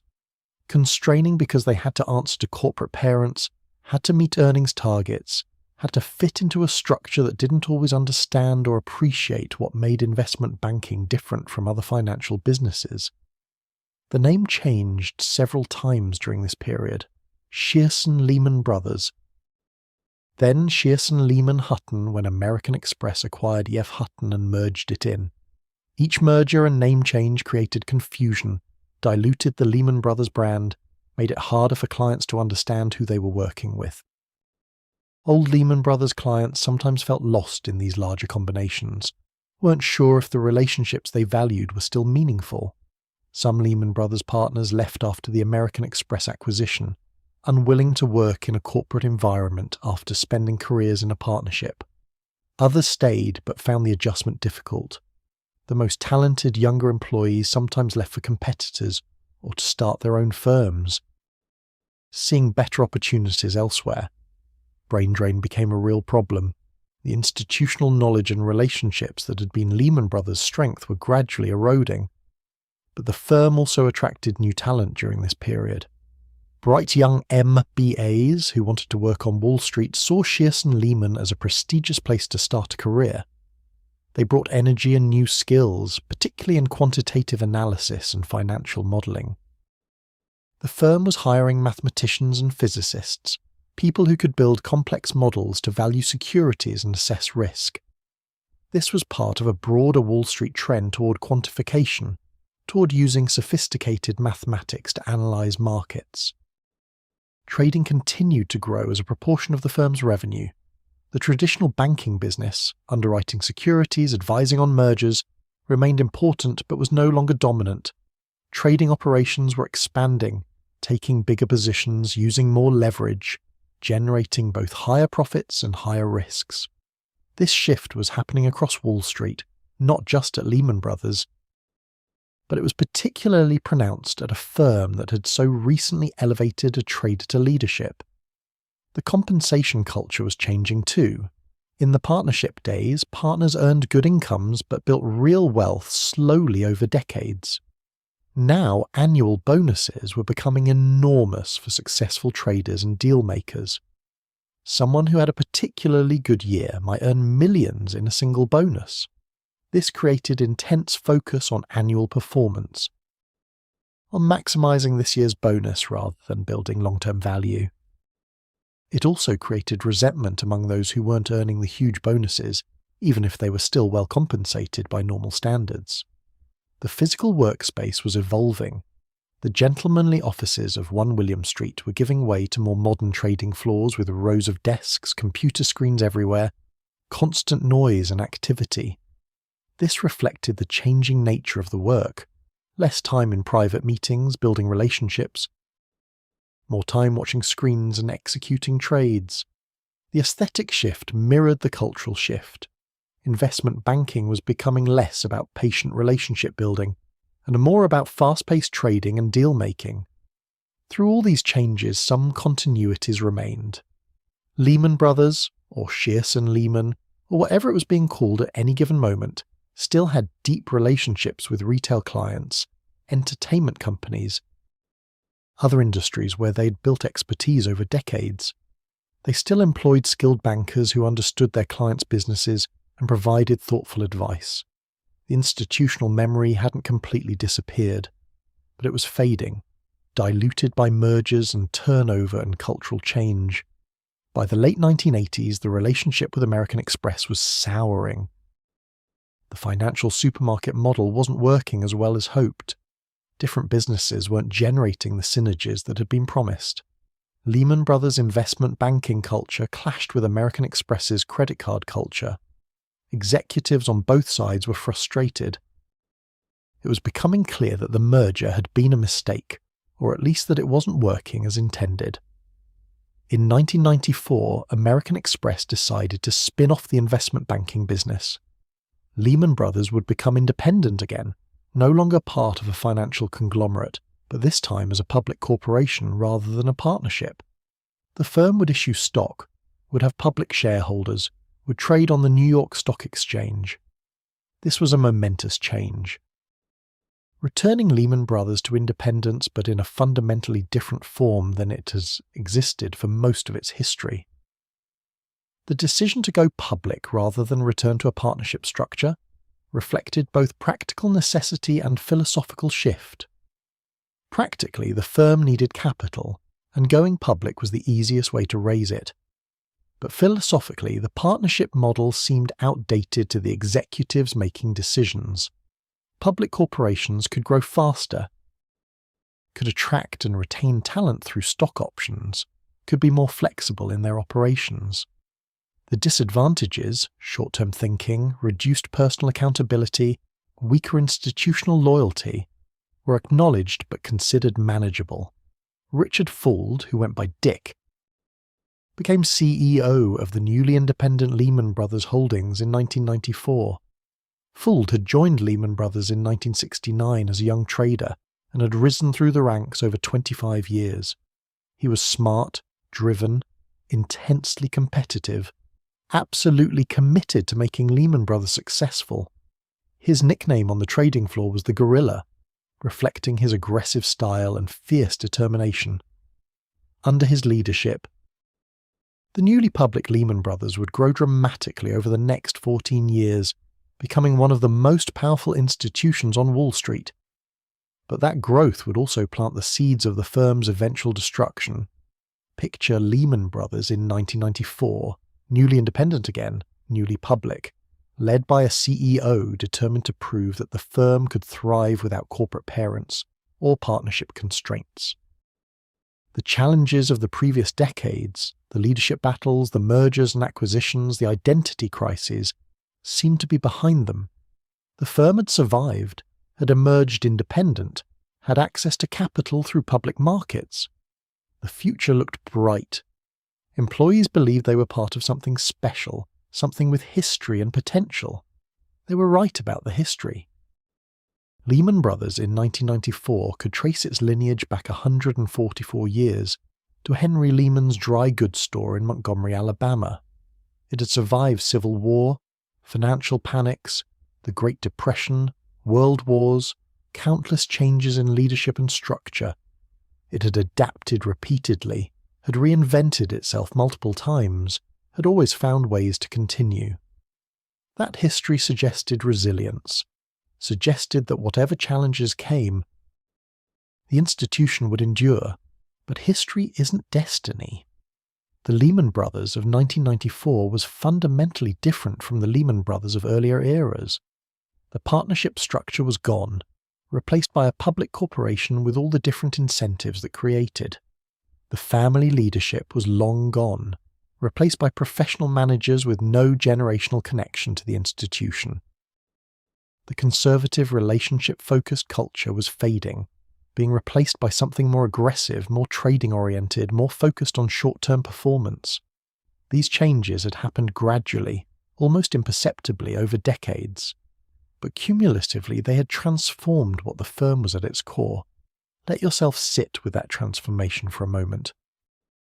Think about the distance travelled from Henry Lehman accepting cotton as payment for dry goods to a publicly traded investment bank with thousands of employees and billions in capital. So much had changed. The business, the scale, the complexity, the culture, almost everything was different. Yet the name remained, Lehman Brothers.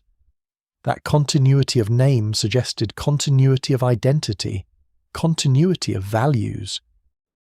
But how much continuity was real, and how much was just a name being carried forward by an institution that had become something entirely different? These are questions worth contemplating, though they don't have simple answers. Let them drift through your mind as you drift, as you rest, as we prepare to continue the story forward into the final years. The 1990s and early 2000s were years of extraordinary growth for Lehman Brothers, years when the firm seemed to validate Dick Fould's confidence and ambition.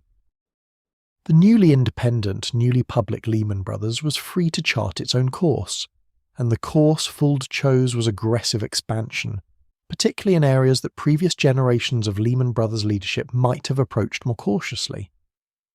But caution seemed unnecessary. The economy was strong, markets were rising, opportunities seemed endless. Let's understand what Dick Fould brought to leadership. He was a trader at heart, someone who'd spent his career on trading floors, who understood markets viscerally, who believed that smart risk-taking generated outsized returns. He was also fiercely loyal to Lehman Brothers, having spent his entire career there, having survived the difficult years of the American Express ownership, having fought to return the firm to independence. His commitment was genuine and deep. But his vision of what Lehman Brothers should be was very different from what it had been under Robert Lehman, or even Pete Peterson.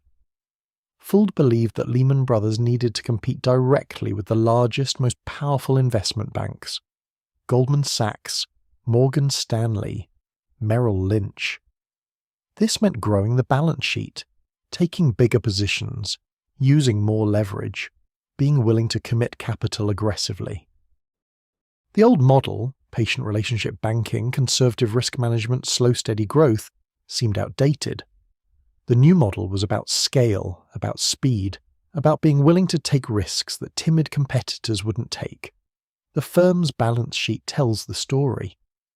In 1994, when Lehman Brothers went public, the firm had total assets of around $95 billion. By 2007, total assets had grown to nearly $700 billion. Think about that for a moment. In 13 years, the firm's balance sheet had grown more than sevenfold. That's exponential growth, the kind of expansion that required constantly finding new places to invest capital, new risks to take, new markets to enter. Where was this growth happening? Increasingly in mortgage-backed securities and real estate. Let's take some time to understand what these are, because they're central to what happened to Lehman Brothers. A mortgage-backed security is created when a financial institution buys a pool of home mortgages from the banks that originated them, packages those mortgages together, and sells securities backed by the mortgage payments. Investors who buy these securities receive payments that come from homeowners making their monthly mortgage payments. This concept isn't inherently problematic. In fact, it can serve useful purposes. It allows banks that originate mortgages to sell those mortgages and get their capital back, which they can then lend to more home buyers. It allows investors to invest in residential real estate without actually buying houses. It spreads risk across many investors instead of concentrating it in a single bank.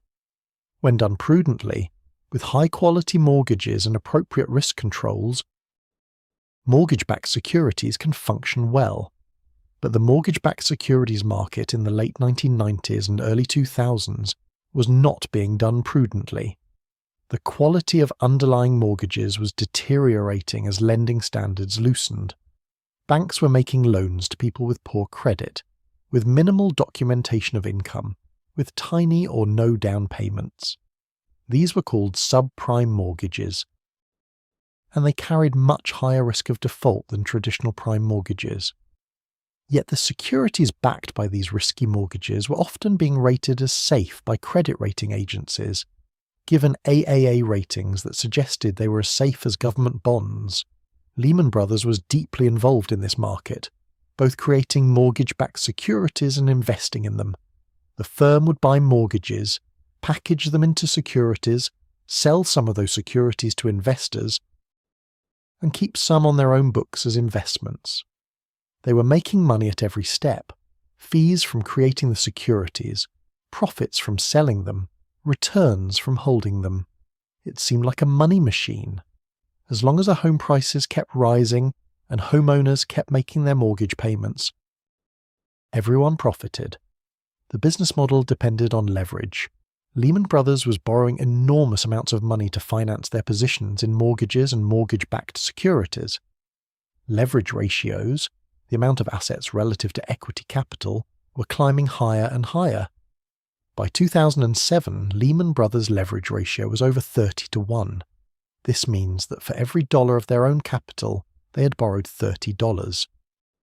This magnifies returns when things go well, but it magnifies losses catastrophically when things go poorly. Think about what a 30 to 1 leverage ratio means in practice. If you have $100 of your own capital and you borrow $3,000, you have $3,100 to invest. If your investments go up by 5%, you make $155 on a $100 investment, a 155% return. Wonderful. But if your investments go down by 5%, you lose $155 on a $100 investment. You've lost more than all of your capital. This is the danger of leverage. It transforms small losses into catastrophic ones. Lehman Brothers and other investment banks argued that their risk models controlled for this. They used sophisticated mathematics, value-at-risk models, stress tests, complex statistical analyses to assess how much risk they were taking. They employed some of the smartest quantitative minds on Wall Street, physicists and mathematicians who built elegant models of market behavior. But these models had a fundamental flaw. They were based on historical data, and they assumed that the future would resemble the past.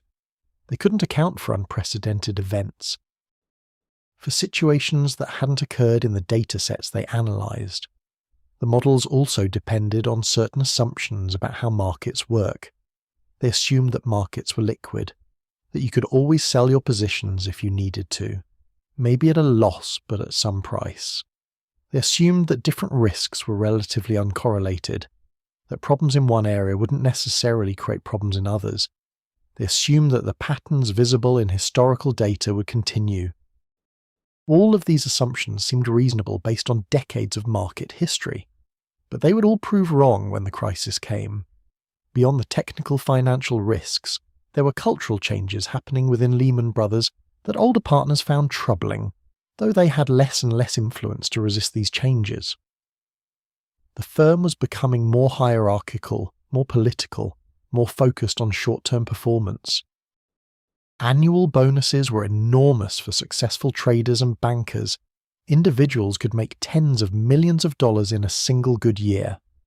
This created intense pressure to produce results this year, this quarter, sometimes this month. Long-term consequences became secondary to immediate performance. There were also warning signs that were visible to those who chose to see them. Michael Gelband, Lehman Brothers' chief risk officer, became increasingly worried about the firm's exposure to real estate and mortgages in 2006 and 2007. He argued internally that the firm should reduce these positions, that the housing market was overheating, that the risks were too large. But his warnings conflicted with the business strategy that was generating enormous profits. In 2007, Gelband was effectively pushed out, reassigned to a less influential position. The message was clear: don't interfere with the money machine. This wasn't unique to Lehman Brothers. Across Wall Street, firms were doubling down on mortgage-related businesses, were increasing leverage, were taking bigger and bigger risks. There was competitive pressure. If Lehman Brothers pulled back while competitors continued to grow, they'd lose market share, their stock price might suffer. Employees might leave for more aggressive firms. There was also confidence born of success. The strategies were working, profits were soaring, stock prices were rising. Why change what was working? The compensation culture reinforced these tendencies. Dick Fuld himself earned over $300 million in salary and bonuses between 2000 and 2007. Other senior executives earned hundreds of millions. Successful traders earned tens of millions. These enormous. Paydays created powerful incentives to keep the machine running, to not ask too many uncomfortable questions about sustainability or risk. When you're making millions of dollars per year, when your wealth and lifestyle depend on the current model continuing, it's very hard to advocate for changes that might threaten that model. The firm's culture had also become less collegial, more individualistic. In the partnership days, partners had debated strategy and made collective decisions. Now, power was concentrated in a small number of senior executives, particularly Fuld himself. He was known for not tolerating disagreement, for rewarding loyalty and punishing dissent. This created an environment where people were afraid to raise concerns, afraid to challenge the prevailing strategy, afraid to be seen as not being a team player. Lehman Brothers was also increasingly involved in commercial real estate, not just residential mortgages. They were financing office buildings, shopping malls, hotels, apartment complexes. They had a large portfolio of real estate investments on their own balance sheet. Mark Walsh, who headed the real estate division, was aggressive in acquiring properties, confident that real estate values would continue rising. The firm's exposure to both residential and commercial real estate was enormous, concentrated and growing right up to the moment when the market turned. There were some voices of caution in the broader financial world. By 2006, some economists and analysts were warning that housing prices were unsustainably high, that lending standards had deteriorated too far, that the mortgage-backed securities market was built on shaky foundations. But these warnings were dismissed as pessimism, as failure to understand the new financial instruments that had supposedly made risk more manageable. The belief in financial innovation, in the ability of smart people using sophisticated models to manage risk, was powerful and widespread. Let's think about what life inside Lehman Brothers was like during these boom years. If you were a young analyst or associate, you worked brutal hours, 80, 90, sometimes 100 hours per week. You analysed deals, built financial models, prepared presentations, supported senior bankers and traders. The work was intellectually challenging and financially rewarding. Even junior employees could earn six-figure salaries and bonuses. The culture was intense, competitive, exhausting, but also exhilarating. You were part of a firm that seemed to be winning, that was growing faster than competitors, that was making enormous amounts of money. If you were a vice president or managing director, you were managing deals, building client relationships, supervising junior staff. You might be traveling constantly, meeting with clients, pitching business, executing transactions. Your compensation was substantial, multiple hundreds of thousands of dollars, sometimes millions. You worked incredibly hard, but you were building wealth faster than previous generations could have imagined. You believed in what you were doing, believed that Lehman Brothers was a great firm doing important work. If you were a senior executive, you were making strategic decisions, managing divisions, representing the firm externally. You earned enormous compensation, lived a lifestyle of luxury, multiple homes, private jets, exclusive clubs. You were a master of the universe, part of the Wall Street elite that seemed to have figured out how to generate unlimited wealth through financial innovation and aggressive risk-taking. You believed the models, believed the strategy, believed that Lehman Brothers could continue growing and prospering indefinitely. But there were also people within the firm who were uncomfortable, who sensed that something was wrong, even if they couldn't precisely articulate what. They saw the leverage climbing higher. They saw the quality of mortgages deteriorating. They saw risk controls being overridden when they interfered with profitable businesses.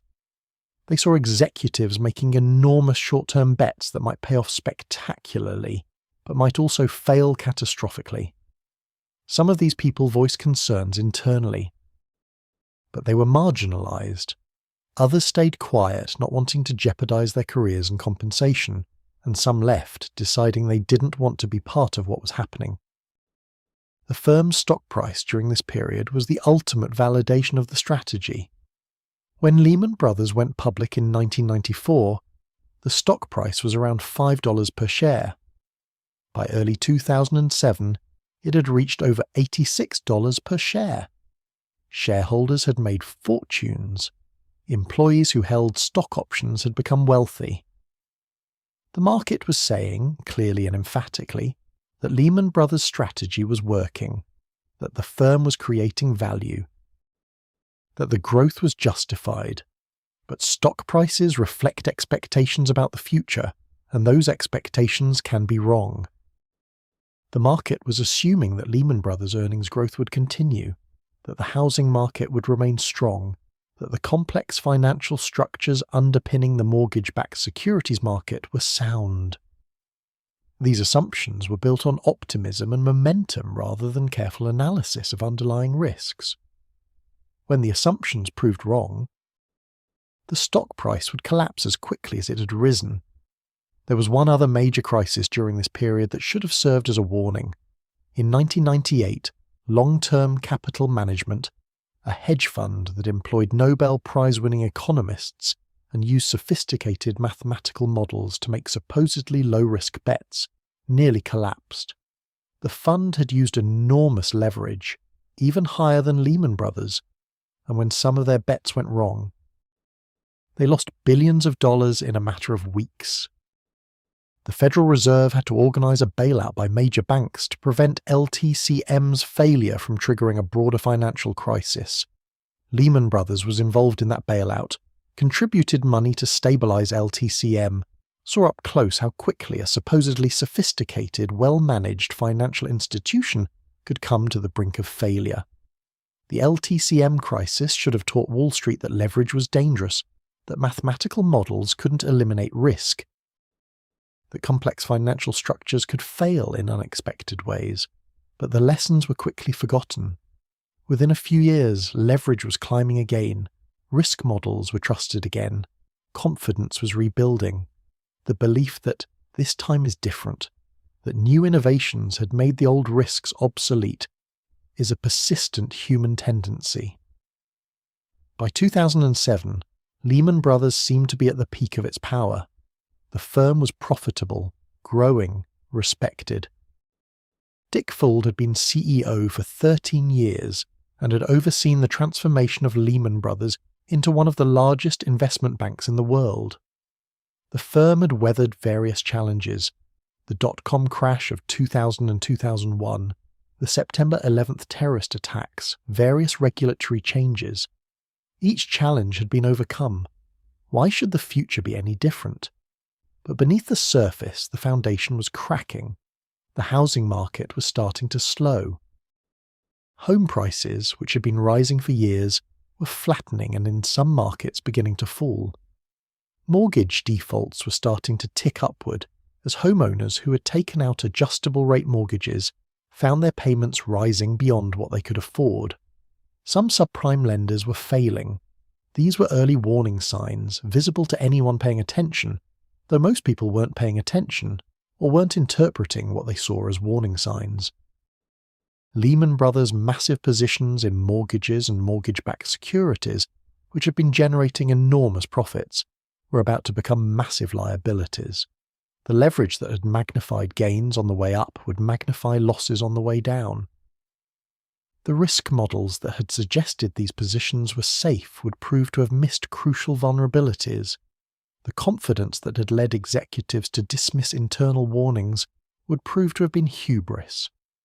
But in 2007, most people inside Lehman Brothers still believed the firm was strong, believed their strategy was sound, believed they would continue to prosper. Picture the Lehman Brothers trading floor in early 2007. Hundreds of traders at desks, computer screens everywhere showing market data, phones ringing constantly. The energy and noise of a major financial institution at work.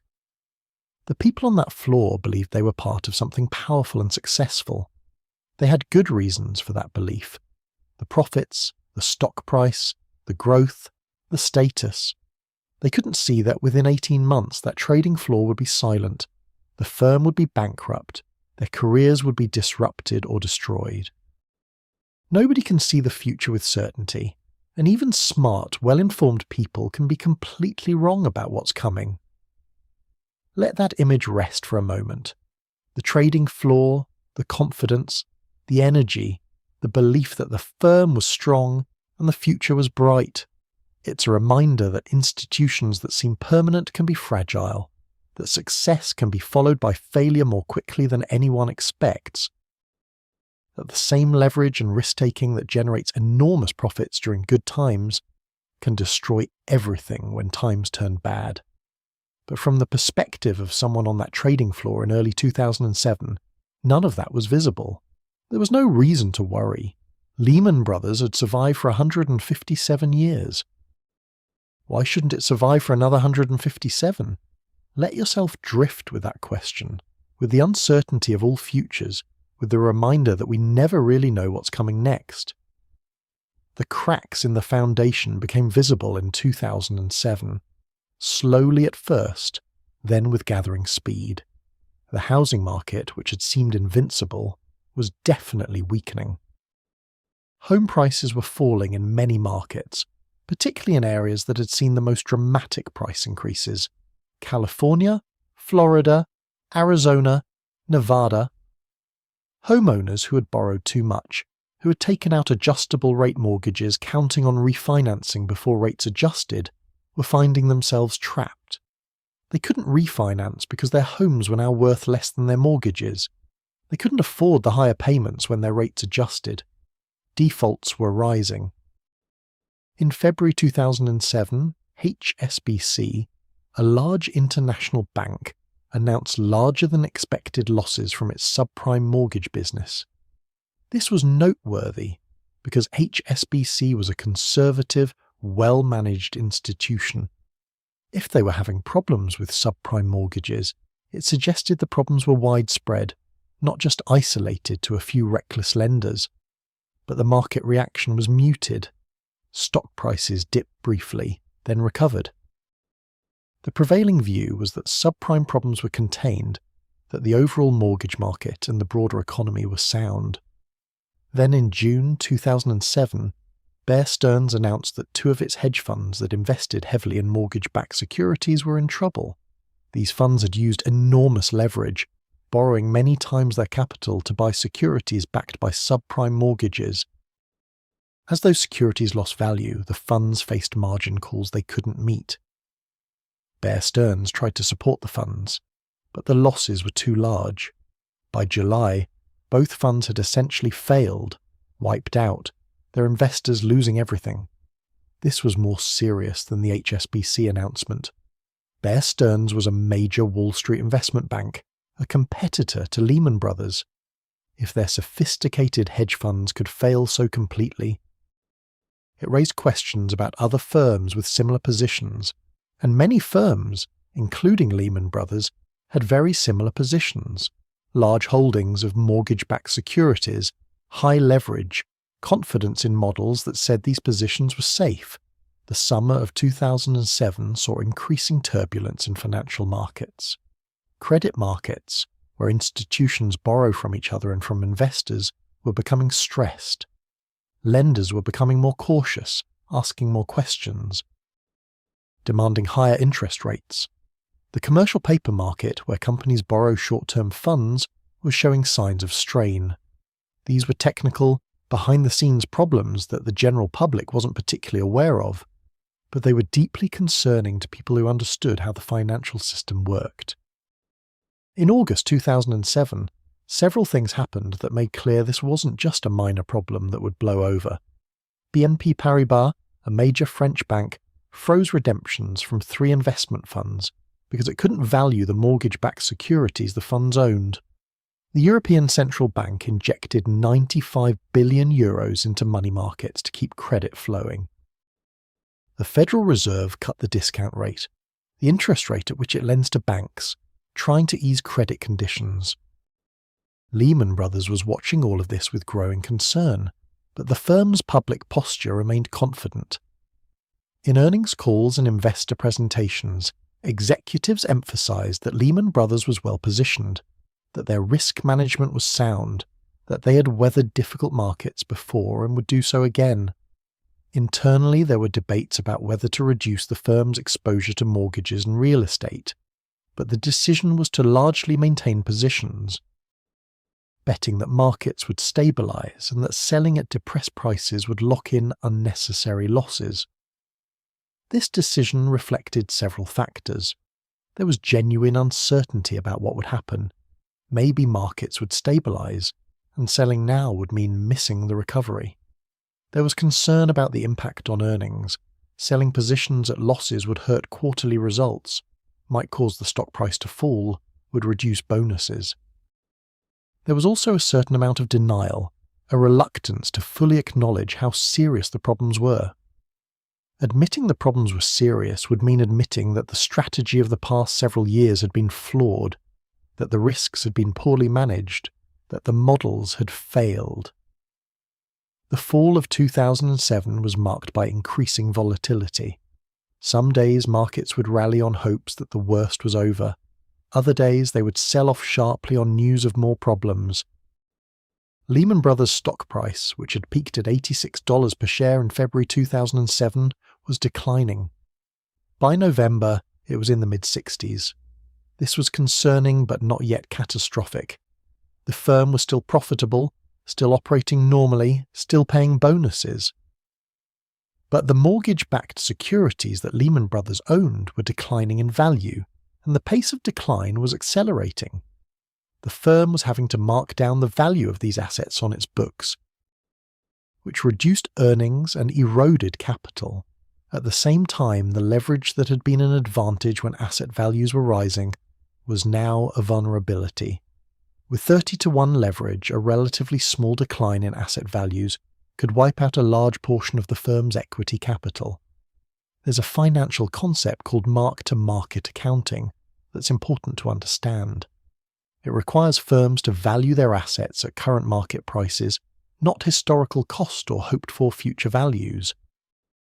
When markets are functioning normally and assets are actively traded, this is straightforward. You just look at what the asset is trading for and that's its value. But when markets are distressed and assets aren't actively trading, it becomes very difficult. What's the value of a complex mortgage-backed security when there are no buyers? Is it zero? Is it 50% of face value? How do you know?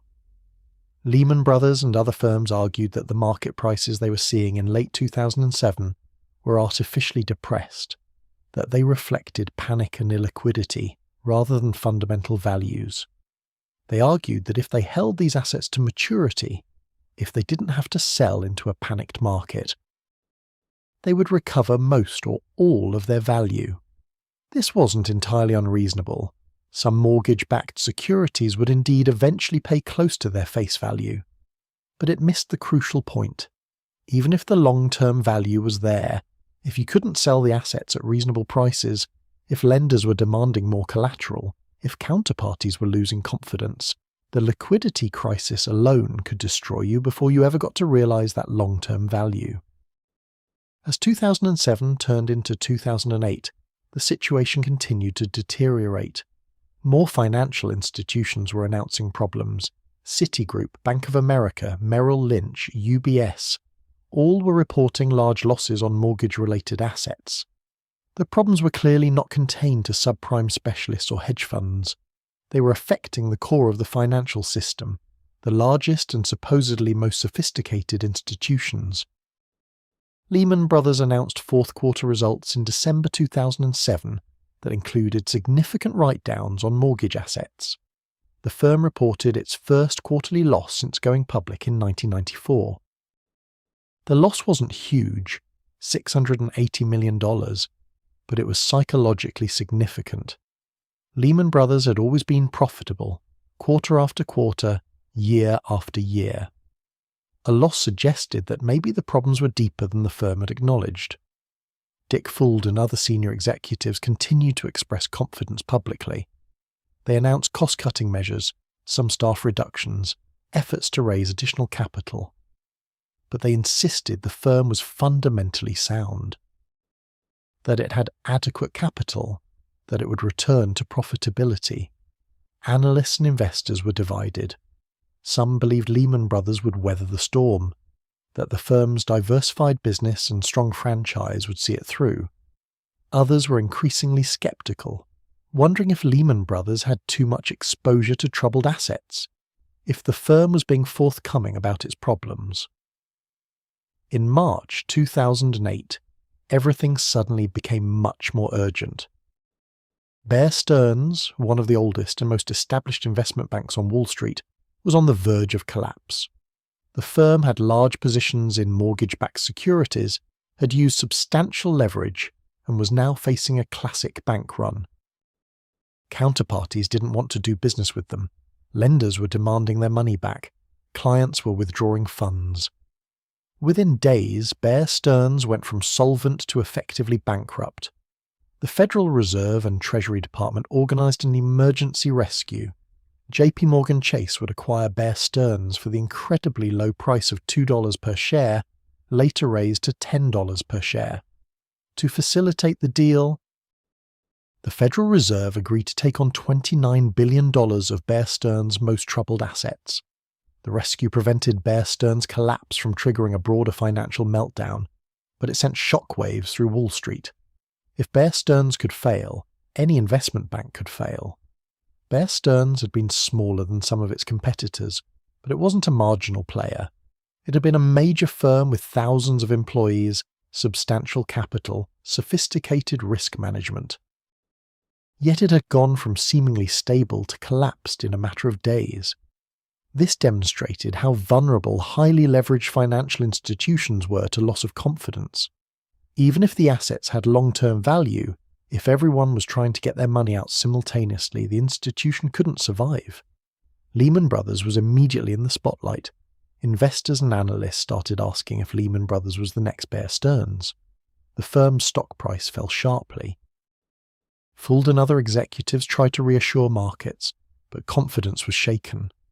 Lehman Brothers began seeking to raise additional capital, to sell assets, to reduce leverage, to prove it was different from Bear Stearns, that it was stronger, that it would survive.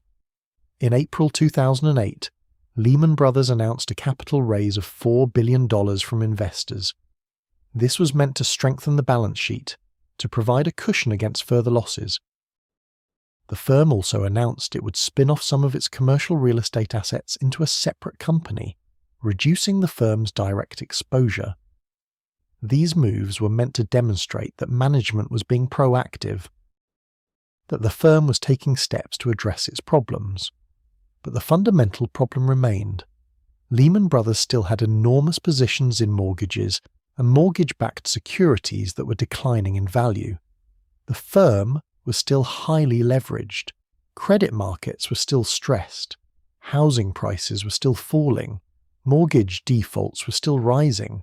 The actions being taken were helpful at the margin, but weren't sufficient to change the basic trajectory. Through the spring and summer of 2008, Lehman Brothers lurched from one crisis to another. Each quarterly earnings announcement required careful management, required write-downs of troubled assets, required explanations of how the firm would return to profitability. The firm's stock price continued to decline, into the 40s, then the 30s, then the 20s. This declining stock price created its own problems. It made it harder to raise capital because investors didn't want to buy stock that seemed likely to keep falling. It undermined confidence with clients and counterparties. Inside Lehman Brothers, morale was deteriorating. Employees were worried about their jobs, their bonuses, the value of their stock holdings. Senior executives were working frantically to save the firm, exploring every possible option. They were in discussions with potential buyers or partners. They were trying to sell assets, though finding buyers in distressed markets was difficult. They were cutting costs, reducing headcount, eliminating anything that wasn't essential. There were also increasingly desperate attempts to manage the firm's public presentation. Lehman Brothers wanted to show that it was strong, that it had adequate capital, that the quarter's results would be acceptable. This led to accounting practices that were aggressive, that pushed the boundaries of what was permissible. In particular, the firm used something called repo, 105 transactions, to temporarily move assets off the balance sheet at quarter end, making the firm's leverage appear lower than it actually was. These transactions were technically legal but deceptive, designed to present a misleading picture of the firm's financial condition. By late summer 2008, time was running out. The firm's third quarter results, which would be announced in September, were going to be bad. The firm was going to report significant losses, more write-downs, erosion of capital. Markets were waiting to see just how bad things were. Counterparties were getting nervous, starting to pull back from doing business with Lehman Brothers. There were rumours of large hedge funds moving their accounts away from Lehman Brothers to other firms. This was the beginning of a run, the same dynamic that had destroyed Bear Stearns. Fould and his team were exploring every possible option to save the firm. They were in discussions with Korea Development Bank about a possible investment or acquisition. They were talking to Bank of America. They were talking to Barclays, a British bank. They were hoping the government might provide assistance as it had with Bear Stearns. They were trying to put together some combination of asset sales, capital raises, and strategic partnerships that would stabilise the firm. But potential partners and acquirers were discovering the same thing when they examined Lehman Brothers' books. The losses were large, the troubled assets were extensive, the hole in the balance sheet was deep. Anyone who acquired Lehman Brothers would be taking on enormous risks. The price would have to be very low, and even then it wasn't clear that it would be a good deal. The assets that Lehman Brothers was willing to sell were the troubled ones that nobody wanted. The valuable parts of the business, the client relationships, the talented employees, might not survive an acquisition intact. As September 2008 began, the situation was becoming critical. Lehman Brothers needed a solution soon, within weeks, or perhaps even days. The firm couldn't survive much longer without either a buyer, a major capital infusion, or government assistance. Markets were watching, speculating, waiting to see what would happen. Employees were watching, worried, updating their resumes. Regulators were watching, trying to figure out whether to intervene, trying to assess the systemic implications of a Lehman Brothers failure. Think about the weight of all this history pressing down on that moment. 158 years of institutional history, generations of people who had built something, who had survived previous crises, who had believed they were building something permanent. All of it now hanging by a thread, dependent on whether a buyer could be found, whether the government would intervene, whether confidence could be restored just a little bit longer. The people working inside Lehman Brothers in early September 2008 were living through extraordinary stress. They were trying to do their jobs, serve their clients, maintain some semblance of normal operations, while knowing that the entire firm might collapse at any moment. Senior executives were sleeping in their offices, working around the clock, trying to find a solution. Junior employees were scared, uncertain, not knowing if they'd have jobs next week. It was like watching a slow-motion disaster, knowing it was coming but hoping somehow it might be averted at the last moment. Let yourself sit with that tension for just a moment, with the uncertainty of those days when everything hung in the balance. The firm that had survived the Civil War, the Panic of 1873, the Depression, 2 world wars, countless financial crises, that firm was now days away from either being saved or destroyed. Nobody knew which it would be. The executives working to save it believed, or wanted to believe, that they would find a solution. The employees wanted to believe their jobs would be there tomorrow. The clients and counterparties were nervous but hoping the situation would stabilise. Everyone was waiting, watching, hoping, worried. Let that feeling of uncertainty wash over you. That reminder that we never really know what's coming, that institutions that seem solid can turn out to be fragile, that the future is always genuinely uncertain, no matter how much we try to predict or control it.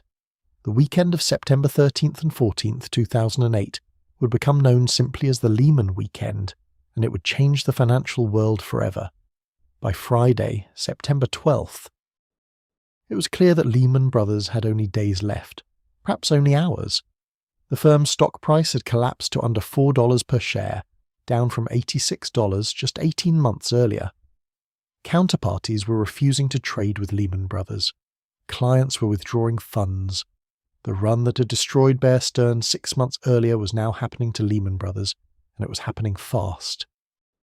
Treasury Secretary Henry Paulson, Federal Reserve Chairman Ben Bernanke, and New York Federal Reserve President Timothy Geithner gathered the CEOs of the major Wall Street banks at the New York Federal Reserve Building in Lower Manhattan that Friday evening. The message was clear and stark. Lehman Brothers was failing. The government was not going to provide a bailout. The private sector needed to find a solution. Either someone needed to acquire Lehman Brothers, or the other banks needed to somehow support it, or Lehman Brothers would fail. That failure would likely trigger enormous disruption in financial markets, but the government had decided, for various reasons, including political concerns about bailouts, that it would not step in as it had with Bear Stearns. 2 potential acquirers were seriously exploring deals. Bank of America was examining Lehman Brothers' books, trying to determine if an acquisition made sense and at what price. Barclays, the large British bank, was doing the same. Throughout that weekend, teams of accountants and lawyers worked around the clock, examining Lehman Brothers' assets, trying to assess the losses, trying to structure a deal that might work. Meanwhile, other Wall Street banks were being asked to commit capital to support whatever deal might emerge, to help absorb Lehman Brothers' troubled assets, to prevent a chaotic collapse. The Lehman Brothers building at 745 7th Avenue was both frantic and surreal that weekend. Some employees were there trying to help with the potential deals, providing information to potential buyers, trying to save their firm and their jobs. Others were there cleaning out their desks, taking personal belongings, saying goodbye to colleagues. There was a sense of disbelief mixed with the panic. This was Lehman Brothers. This institution had survived for 158 years. How could it be ending like this, over a single weekend? Dick Fuld was there throughout, meeting with potential buyers, working with advisors, trying desperately to find some path forward. He'd spent 39 years at Lehman Brothers, had been CEO for 14 years, had overseen the firm's growth from a mid-sized investment bank to one of the largest financial institutions in the world. Now he was watching it collapse, and there was very little he could do to stop it. The decisions that had led to this moment, the heavy investment in mortgages, the high leverage, the aggressive risk-taking, had been made over years. They couldn't be undone in a weekend. Saturday and Sunday saw intense negotiations. Bank of America examined the opportunity but ultimately decided to acquire Merrill Lynch instead. Merrill Lynch, another venerable Wall Street firm, was also in serious trouble, though not quite as desperate as Lehman Brothers. Bank of America decided that Merrill Lynch was the better opportunity, the cleaner deal, the acquisition more likely to succeed. This was a devastating blow to Lehman Brothers. One of the 2 potential saviours had chosen to save someone else. That left Barclays. The British Bank was interested, saw strategic value in acquiring Lehman Brothers businesses and employees. Throughout Sunday, negotiations continued, trying to structure a deal. But there were problems. British banking regulators were reluctant to approve a deal that hadn't been fully vetted, that was being done under such extreme time pressure. Barclays would need to guarantee Lehman Brothers' trading obligations from the moment a deal was announced until it closed, potentially exposing Barclays to billions in losses if markets moved against those positions. The British government wasn't willing to provide the guarantees that would make this manageable. The other Wall Street banks, who were being asked to contribute capital to support a Barclays acquisition, were balking.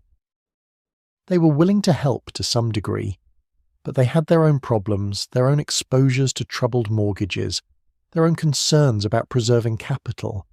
The amount of support they were willing to provide wasn't enough to make the deal work. As Sunday evening approached, it became clear that the Barclays deal wasn't going to happen. There would be no buyer, no rescue, no last-minute salvation. At some point Sunday evening, the decision was finalised. Lehman Brothers would file for bankruptcy. The firm's board of directors approved the filing. Lawyers prepared the paperwork. Employees were informed that the firm was done, that Monday morning Lehman Brothers Holdings Incorporated would file the largest bankruptcy in American history. Some employees broke down crying. Others were numb, beyond emotion after the stress of the past weeks and months. Still others were angry, feeling betrayed by the executives who had led them to this disaster, by the government that had rescued Bear Stearns but wouldn't rescue Lehman Brothers. The bankruptcy filing happened early Monday morning, September 15th, 2008. The legal papers listed $613 billion in assets and $619 billion in liabilities. These numbers are so large as to be almost abstract. To put them in perspective, $600 billion was larger than the entire GDP of most countries. This wasn't just a business failure. It was the collapse of an institution that had become so large, so interconnected with the broader financial system, that its failure would send shockwaves around the world. The immediate market reaction was chaos. Stock markets opened sharply lower. The Dow Jones Industrial Average fell more than 500 points that Monday, one of the largest point drops in history to that time. Credit markets, which had already been stressed, essentially froze. Banks stopped lending to each other because nobody knew who might be the next to fail. Money market funds, which were supposed to be completely safe, faced runs as investors feared they might have exposure to Lehman Brothers debt. Commercial paper markets dried up. The entire short-term funding mechanism that large corporations depended on was breaking down. Lehman Brothers headquarters building became a scene of profound sadness and disruption that Monday. Employees were arriving to find security guards at the doors, their access badges no longer working. Those who got inside were told to pack their belongings and leave. People were walking out carrying boxes of personal items, photos, plants, books, the detritus of careers that had sometimes spanned decades. Television cameras captured these images, the visual representation of 13,000 people losing their jobs in a single day, of an institution dying in public. The human cost was immediate and severe. Employees lost not just their jobs, but often their life savings. Many Lehman Brothers employees had most of their wealth tied up in company stock, encouraged by the firm to maintain these holdings, believing in the firm they worked for. That stock was now worthless. People who had been millionaires on paper a year earlier were now scrambling to figure out how to pay mortgages, how to afford their children's college tuition, how to maintain any semblance of the lives they'd built. For some employees, particularly older ones close to retirement, the losses were catastrophic and irreversible. The bankruptcy itself was incredibly complex. Lehman Brothers wasn't a single entity, but a network of thousands of subsidiaries in countries around the world. Each subsidiary had its own assets and liabilities, its own legal structure, its own regulatory framework. Untangling all of this, determining who owed what to whom, trying to recover as much value as possible for creditors, This would take years and involve some of the most complex legal and financial proceedings ever undertaken. Bankruptcy examiners would eventually produce reports thousands of pages long, documenting what had happened, who was responsible. What had gone wrong? The global impact was immediate and severe. Lehman Brothers had been a major counterparty in derivatives markets, complex financial instruments where parties bet on everything from interest rates to currency movements to the probability of default on various bonds. When Lehman Brothers failed, all of these contracts had to be unwound, settled, valued under bankruptcy rules. Nobody knew exactly what the exposures were, which created enormous uncertainty. Banks that had contracts with Lehman Brothers didn't know if they were owed money, or if they owed money, didn't know what their actual positions were. This uncertainty paralyzed decision-making across the financial system. The Reserve Fund, a large money market fund that was supposed to be completely safe, announced on Tuesday, September 16th, that it had, quote, won. Its shares were worth less than $1 because of losses on Lehman Brothers commercial paper. This was only the second time in history a major money market fund had broken the buck, and it triggered runs on money market funds across the industry. Investors pulled hundreds of billions of dollars out of money market funds in a matter of days, forcing funds to sell assets frantically, putting more pressure on already stressed markets. The Federal Reserve and Treasury Department, having refused to bail out Lehman Brothers, now found themselves dealing with consequences that were far worse than they'd anticipated.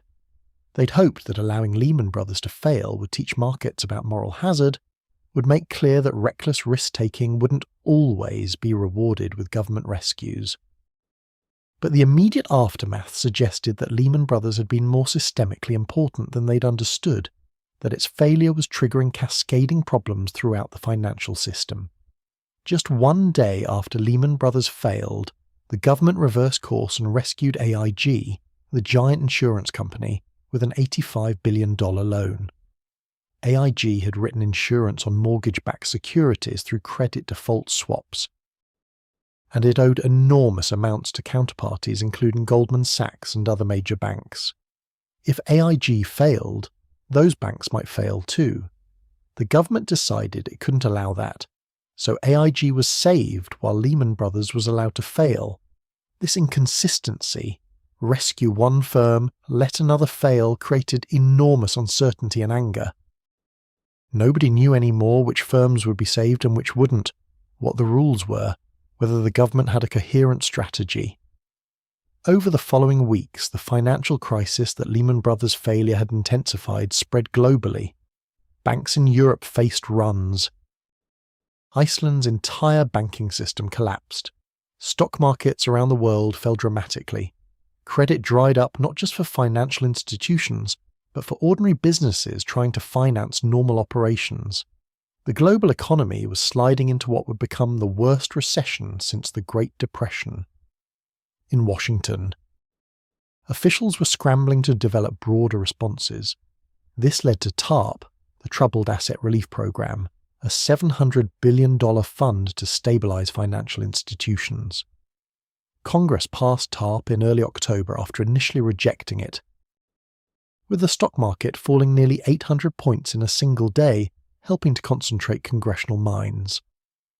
Banks that accepted TARP funds had to accept government oversight and restrictions on executive compensation. The program was controversial. Many Americans were furious that banks were being bailed out while ordinary people lost their homes and jobs, but it probably prevented an even worse financial collapse. The Federal Reserve took extraordinary actions, cutting interest rates effectively to zero, lending to banks and even to non-bank financial institutions through newly created facilities, buying assets to support markets. Central banks around the world coordinated their efforts, all working to prevent a global financial meltdown. These interventions were unprecedented in peacetime, reflecting how close the system came to complete collapse. For Lehman Brothers' former employees, the weeks and months after the bankruptcy were difficult in very personal ways. Some found new jobs relatively quickly, recruited by competitors who valued their skills and experience. But many struggled, competing for scarce positions in an industry that was contracting, trying to rebuild careers in middle age, dealing with damaged reputations through no fault of their own. Some people's marriages failed under the stress. Some faced health problems brought on by the strain. Some had to sell homes, move to cheaper areas, fundamentally downsize their lives. There was also a lot of finger-pointing and blame. Dick Fuld was called to testify before Congress, where he faced hostile questioning about his compensation, his decisions, his role in the firm's failure. He maintained that he'd done his best, that he'd tried to save the firm, that he'd lost more money than anyone else. His Lehman Brothers stock holdings, once worth over $1 billion, were now worthless. But his testimony didn't generate much sympathy. To the public and to Congress, he represented everything wrong with Wall Street: excessive compensation, reckless risk-taking, lack of accountability. Other executives faced similar scrutiny. The bankruptcy examiner's reports would eventually detail questionable accounting practices, failures of risk management, decisions that prioritized short-term earnings over long-term stability. Some executives faced lawsuits from shareholders and creditors. Some had their reputations permanently damaged. The human tendency to personalize systemic failures, to find individuals to blame for complex institutional breakdowns, was in full force. But assigning blame to individuals, while satisfying, somewhat misses the deeper point. Lehman Brothers' failure wasn't just about Dick Fuld or any other executive. It was about incentive structures that rewarded short-term risk-taking, regulatory frameworks that allowed dangerous leverage, rating agencies that blessed risky securities as safe, a culture that celebrated financial innovation without adequately questioning the risks, a belief that sophisticated models could eliminate uncertainty. Many people made decisions that seemed reasonable at the time but collectively led to disaster. This is how systemic failures happen. Not through any single villain, but through the accumulation of many small decisions, each defensible individually, that together create catastrophe. In the broader economy, Lehman Brothers' failure marked a turning point. Before Lehman, the financial crisis was serious but contained mostly to financial institutions. After Lehman, it spread to the real economy. Credit tightened dramatically. Businesses couldn't get loans to finance operations. Consumers cut spending drastically, worried about job security. The unemployment rate, which had been around 5% when Lehman Brothers failed, would eventually peak at 10%. Millions of people lost jobs. Millions lost homes to foreclosure. The recovery would be long and painful, taking years for unemployment to decline, for housing prices to stabilize, for growth to resume. The Lehman Brothers bankruptcy proceedings themselves would drag on for years. The bankruptcy estate eventually recovered more money than initially expected, not enough to make creditors whole, but more than the immediate chaos suggested. Some parts of the business were sold relatively quickly. Barclays, which hadn't been able to buy all of Lehman Brothers, did buy the North American investment banking and trading divisions for effectively $1 plus assumption of certain obligations. Nomura bought Lehman Brothers' Asian and European operations. These sales preserved some jobs, maintained some continuity for clients, but they were fragments of what had been an integrated global institution. Think about what was lost beyond the money, beyond the jobs. Institutional knowledge that had been built over decades disappeared. Relationships between bankers and clients that had lasted years were severed. A distinctive culture and approach to business, rooted in Lehman Brothers' history and values, ceased to exist. The firm that Henry Lehman founded in 1844, that had grown through cotton trading to become a Wall Street giant, that had survived wars and depressions and countless crises, was gone. Not just diminished or merged or restructured, completely gone, erased, reduced to a legal entity in bankruptcy proceedings. Picture that final Monday, September the 15th, 2008, as the reality sank in. The trading floor silent for the first time in memory. Employees carrying boxes of belongings out of the building. Clients calling frantically trying to understand what happened to their accounts. regulators trying to assess the damage, competitors watching nervously, wondering if they were next. And somewhere in the building, perhaps Dick Fuld sitting in his office, the building he'd worked in for decades, watching everything he'd built collapse around him, knowing there was nothing more he could do, that it was over. Let that image settle. The end of 158 years of history happening in a single weekend, finalised on a Monday morning in September. An institution that had seemed permanent, that thousands of people had devoted careers to building and maintaining, that had survived so much, simply ceasing to exist. It's a reminder of how fragile even the largest institutions can be, how quickly the seemingly permanent can disappear, how much we depend on confidence and trust, how devastating it is when those intangible things evaporate. The Lehman Brothers story didn't end there, of course. The consequences would ripple through the economy for years. The regulatory responses, the changed attitudes toward finance, the lessons learned or not learned, all of these would unfold over time. But the institution itself ended that September weekend. Everything that came after was epilogue, consequence, aftermath. The firm that had begun in a dry goods store in Montgomery, Alabama, in 1844, ended in a bankruptcy filing in Manhattan in 2008. 158 years, measured now in legal documents and creditor proceedings and memories of people who were there when it fell. The morning after Lehman Brothers filed for bankruptcy, the financial world woke to a reality that had fundamentally changed. The assumption that major financial institutions were too important to fail, that the government would always step in to prevent catastrophic collapses, had been shattered. If Lehman Brothers could fail, a firm that had existed for 158 years, that had been the fourth largest investment bank in America, then any institution could fail.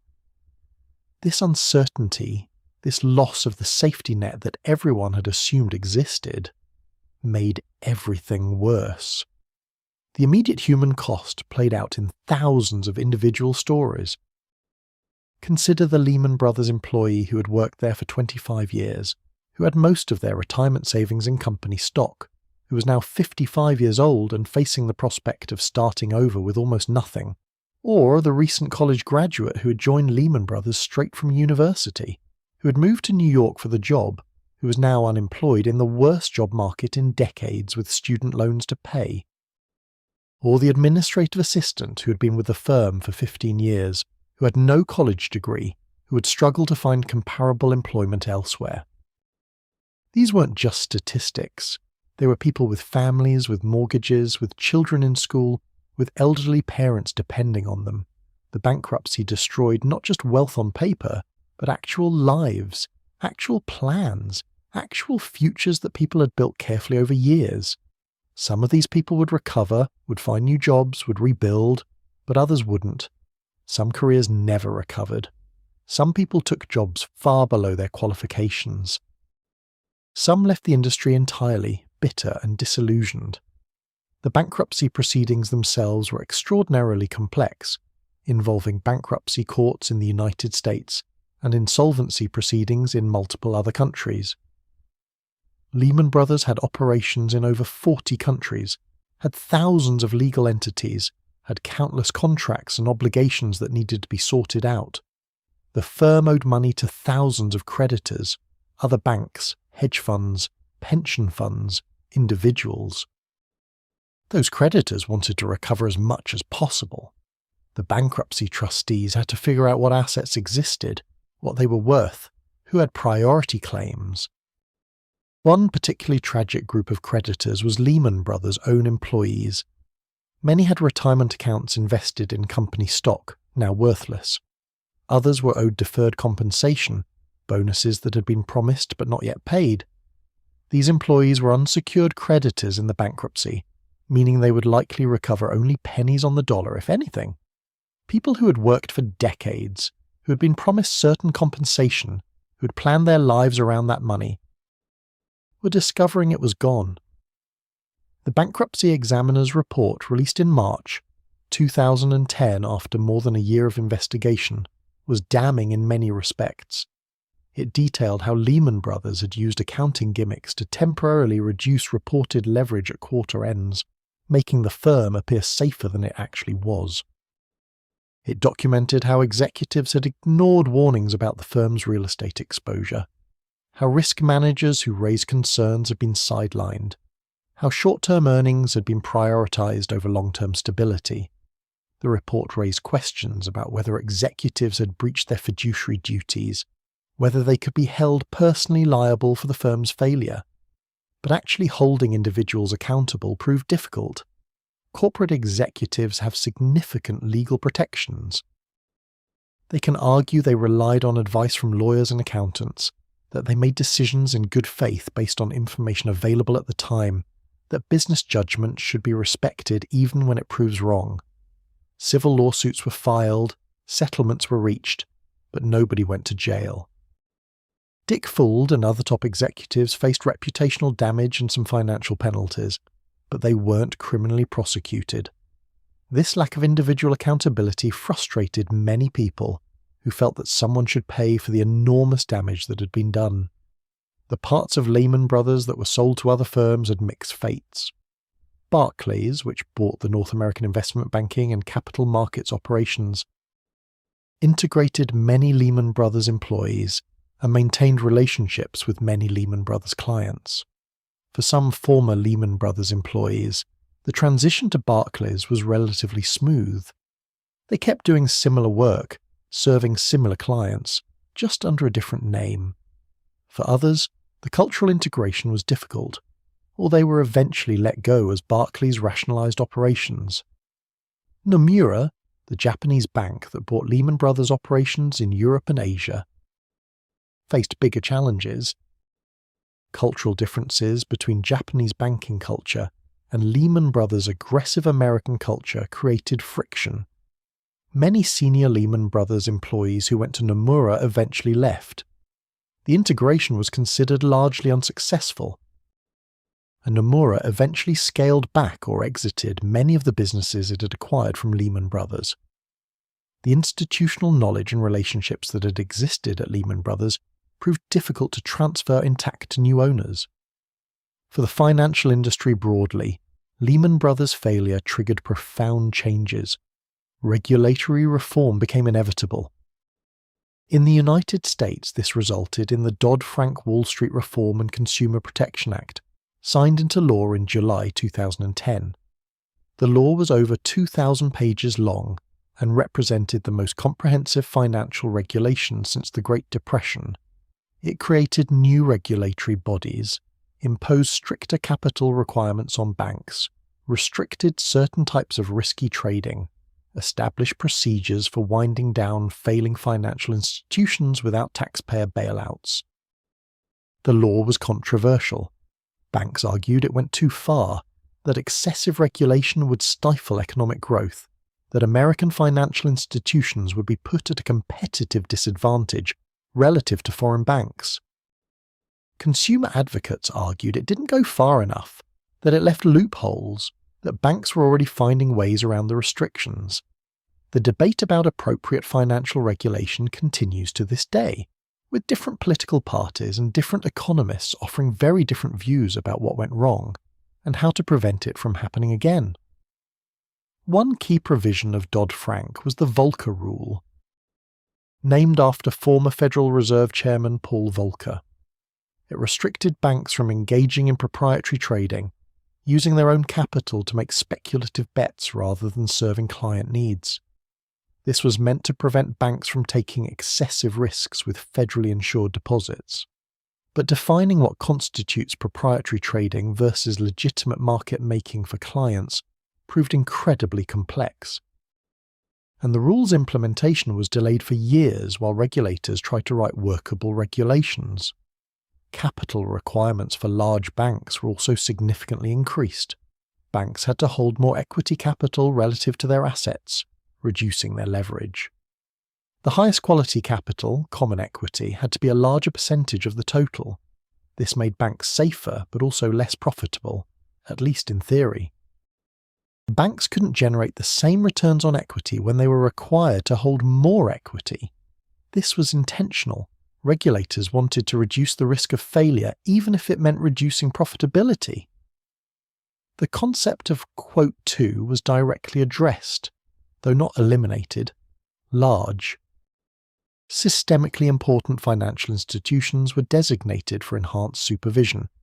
They had to submit quote 3, plans for how they could be wound down in an orderly fashion if they failed. They faced higher capital requirements and stricter oversight. The goal was to make it possible for even very large institutions to fail without destroying the financial system, though whether this goal was actually achieved remained uncertain and untested. Internationally, the Basel III Accords, international banking regulations negotiated through the Bank for International Settlements, similarly imposed higher capital requirements and stricter risk controls on banks worldwide.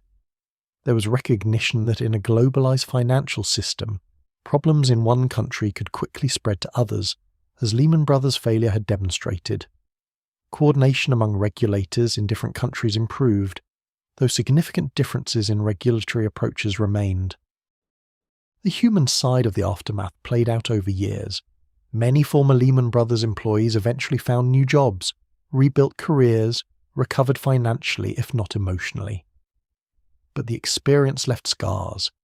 People who had believed they were part of something permanent, who had devoted careers to building an institution, discovered how quickly everything could disappear. This created lasting cynicism, a reluctance to trust in institutional permanence, a tendency to look out for oneself rather than prioritizing organizational loyalty. Some former Lehman Brothers employees became vocal critics of the financial industry, speaking about the cultural problems that had led to the crisis, advocating for reform. Others defended the industry, arguing that the crisis was the result of specific failures rather than systemic problems, that the regulatory response was excessive. Still others simply wanted to move on, to put the experience behind them, to rebuild their lives without dwelling on what had happened. The broader economic recovery from the financial crisis and the recession it triggered was painfully slow. In the United States, unemployment peaked at 10% in October 2009 and didn't return to pre-crisis levels until 2016, 8 years later. The housing market didn't bottom out until 2012. 4 years after Lehman Brothers' failure, millions of families lost their homes to foreclosure. Household wealth declined by trillions of dollars. Young people graduating from college during the crisis years faced terrible job markets that affected their career trajectories for years or even decades. The political consequences were also profound. Anger at Wall Street and at the government bailouts that followed Lehman Brothers' failure helped fuel both the Tea Party movement on the right and the Occupy Wall Street movement on the left. Trust in financial institutions and in government declined. Populist political movements gained strength. The crisis and its aftermath contributed to political polarization and the erosion of faith in established institutions that would characterize the 2010s. Some people drew larger lessons from Lehman Brothers' failure about capitalism, about financial markets, about the role of government. For some, it proved that markets couldn't regulate themselves, that government oversight was essential, that banking needed to be treated as a public utility rather than a purely private enterprise. For others, it proved that government interference had created the problems, that subsidized housing finance had inflated the housing bubble, that the solution was less regulation rather than more. These different interpretations reflected deeper ideological commitments that the crisis didn't resolve. What actually caused the financial crisis and Lehman Brothers' failure? This question generated enormous debate among economists, regulators, journalists, and the public. Some emphasized subprime lending and the deterioration of mortgage underwriting standards. Others focused on the securitization machine that packaged bad mortgages into supposedly safe securities. Some blamed the rating agencies that gave high ratings to risky securities. Others pointed to excessive leverage and inadequate capital at financial institutions. Still others emphasized regulatory failure or monetary policy that kept interest rates too low for too long, or global imbalances in savings and investment. The truth is that all of these factors played roles. The crisis was overdetermined. There were multiple causes, and removing any single one might not have prevented the disaster. This is how systemic failures typically work. They're not the result of any single mistake, but of many problems that interact and amplify each other. Mortgage lending standards deteriorated partly because securitization meant lenders didn't bear the risk of defaults. Securitization worked partly because rating agencies blessed it. Rating agencies gave favorable ratings partly because they were paid by the issuers. Banks bought the securities partly because regulation allowed them to hold less capital against highly rated securities. Regulators allowed this partly because they trusted risk models that proved inadequate, and so on. For Lehman Brothers specifically, the failure can be traced to several key decisions and circumstances. The firm made enormous bets on real estate and mortgages at exactly the wrong time, in 2006 and 2007 when the market was peaking. They used extreme leverage, over 30 to 1, which meant small losses could wipe out their capital. They relied on short-term borrowing to fund long-term assets, which created vulnerability to runs.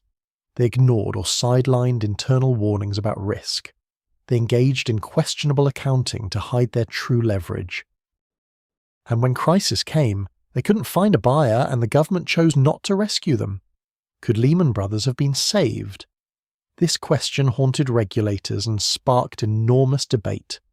Treasury Secretary Paulson argued that he lacked legal authority to save Lehman Brothers, that only Congress could authorize the kind of intervention that would have been required. Critics argued that legal authority could have been found if there had been will to do so. That the rescue of Bear Stearns 6 months earlier and AIG 1 day later showed that legal constraints weren't actually binding. The truth probably lies somewhere between. Saving Lehman Brothers would have been difficult legally and politically, but it might have been possible if officials had fully understood the consequences of failure.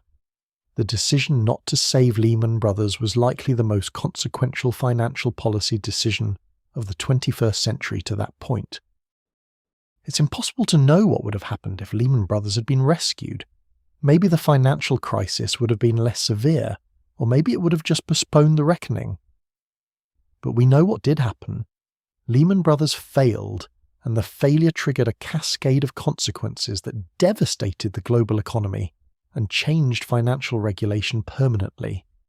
By the mid-2010s, the Lehman Brothers bankruptcy proceedings were winding down. The bankruptcy estate had recovered more than expected. Not enough to make creditors whole, but creditors eventually received substantial portions of what they were owed. The recovery rate was higher than initially feared, partly because some of Lehman Brothers' assets had been undervalued in the panic, partly because the sales to Barclays and Nomura had recovered more value than a fire sale liquidation would have, partly because patient unwinding of positions over years allowed better prices than immediate sales would have achieved. But money recovered in bankruptcy proceedings couldn't restore what had been lost. The jobs, the careers, the institutional knowledge, the sense of stability and permanence, these couldn't be recovered through legal proceedings. The Lehman Brothers name, which had represented financial expertise and institutional solidity for over a century and a half, was now synonymous with failure and crisis. The building at 745 7th Avenue, which had been Lehman Brothers' headquarters, was now occupied by other firms. The people who had worked there had scattered to other banks, other industries, other lives. Some of those people look back on their time at Lehman Brothers with mixed feelings. Pride in what they accomplished during the good years, sadness about how it ended, anger at the leadership failures that destroyed the firm, nostalgia for the colleagues and culture that briefly existed. Others prefer not to think about it at all, have removed Lehman Brothers from their resumes, have tried to move past an experience that was painful and professionally damaging. Still others have found meaning in the experience, have used it to inform their understanding of finance and risk, have built new careers as consultants or academics or regulators, drawing on lessons from Lehman Brothers' failure. For the financial industry as a whole, Lehman Brothers became a cautionary tale, invoked whenever discussions turned to risk management, leverage, or regulatory policy. Quote 4 became shorthand for the dangers of complacency, of assuming that success will continue indefinitely, of taking risks without adequate safeguards. Whether these lessons have truly been learned remains debatable. Banks are safer than they were in 2008, with more capital and less leverage. But they're also enormous, complex, and deeply interconnected with the global economy. Whether the next crisis, whenever it comes, will be prevented or merely managed differently remains to be seen. The legacy of Lehman Brothers is thus complicated. The firm contributed genuine value over its long history, financing businesses that created jobs, helping companies grow, facilitating capital formation that funded economic development. But it also exemplified the dangers of financial capitalism when risk management fails, when leverage becomes excessive, when short-term incentives override long-term stability. Both aspects are true, and neither should be forgotten when trying to understand what Lehman Brothers meant and what its failure teaches us. Let yourself sit with this complexity for a moment. An institution that existed for 158 years, that did both good and harm, that employed thousands of people who were just trying to make livings and build careers, that ultimately failed catastrophically because of decisions that seemed reasonable at the time but proved disastrous. It's not a simple morality tale with clear heroes and villains. It's a human story about ambition and risk, about success and failure, about how difficult it is to maintain institutions over time, about how the same qualities that drive growth in good times can drive destruction when circumstances change. Think about all the people whose lives intersected with Lehman Brothers over those 158 years. Henry Lehman and his brothers, immigrants building something from nothing. Robert Lehman, art collector and banker, guiding the firm through depression and war and post-war boom. The partners and employees of the middle decades, building relationships and serving clients. Dick Fuld and the traders who transformed the firm in its final years. The employees who lost jobs and savings in the collapse. The clients and counterparties and creditors who suffered losses. The regulators and policymakers who made decisions about rescue or failure. All of these people making choices, doing their jobs, believing in something, and collectively creating a story that ended in disaster, but that also contained moments of genuine achievement and value.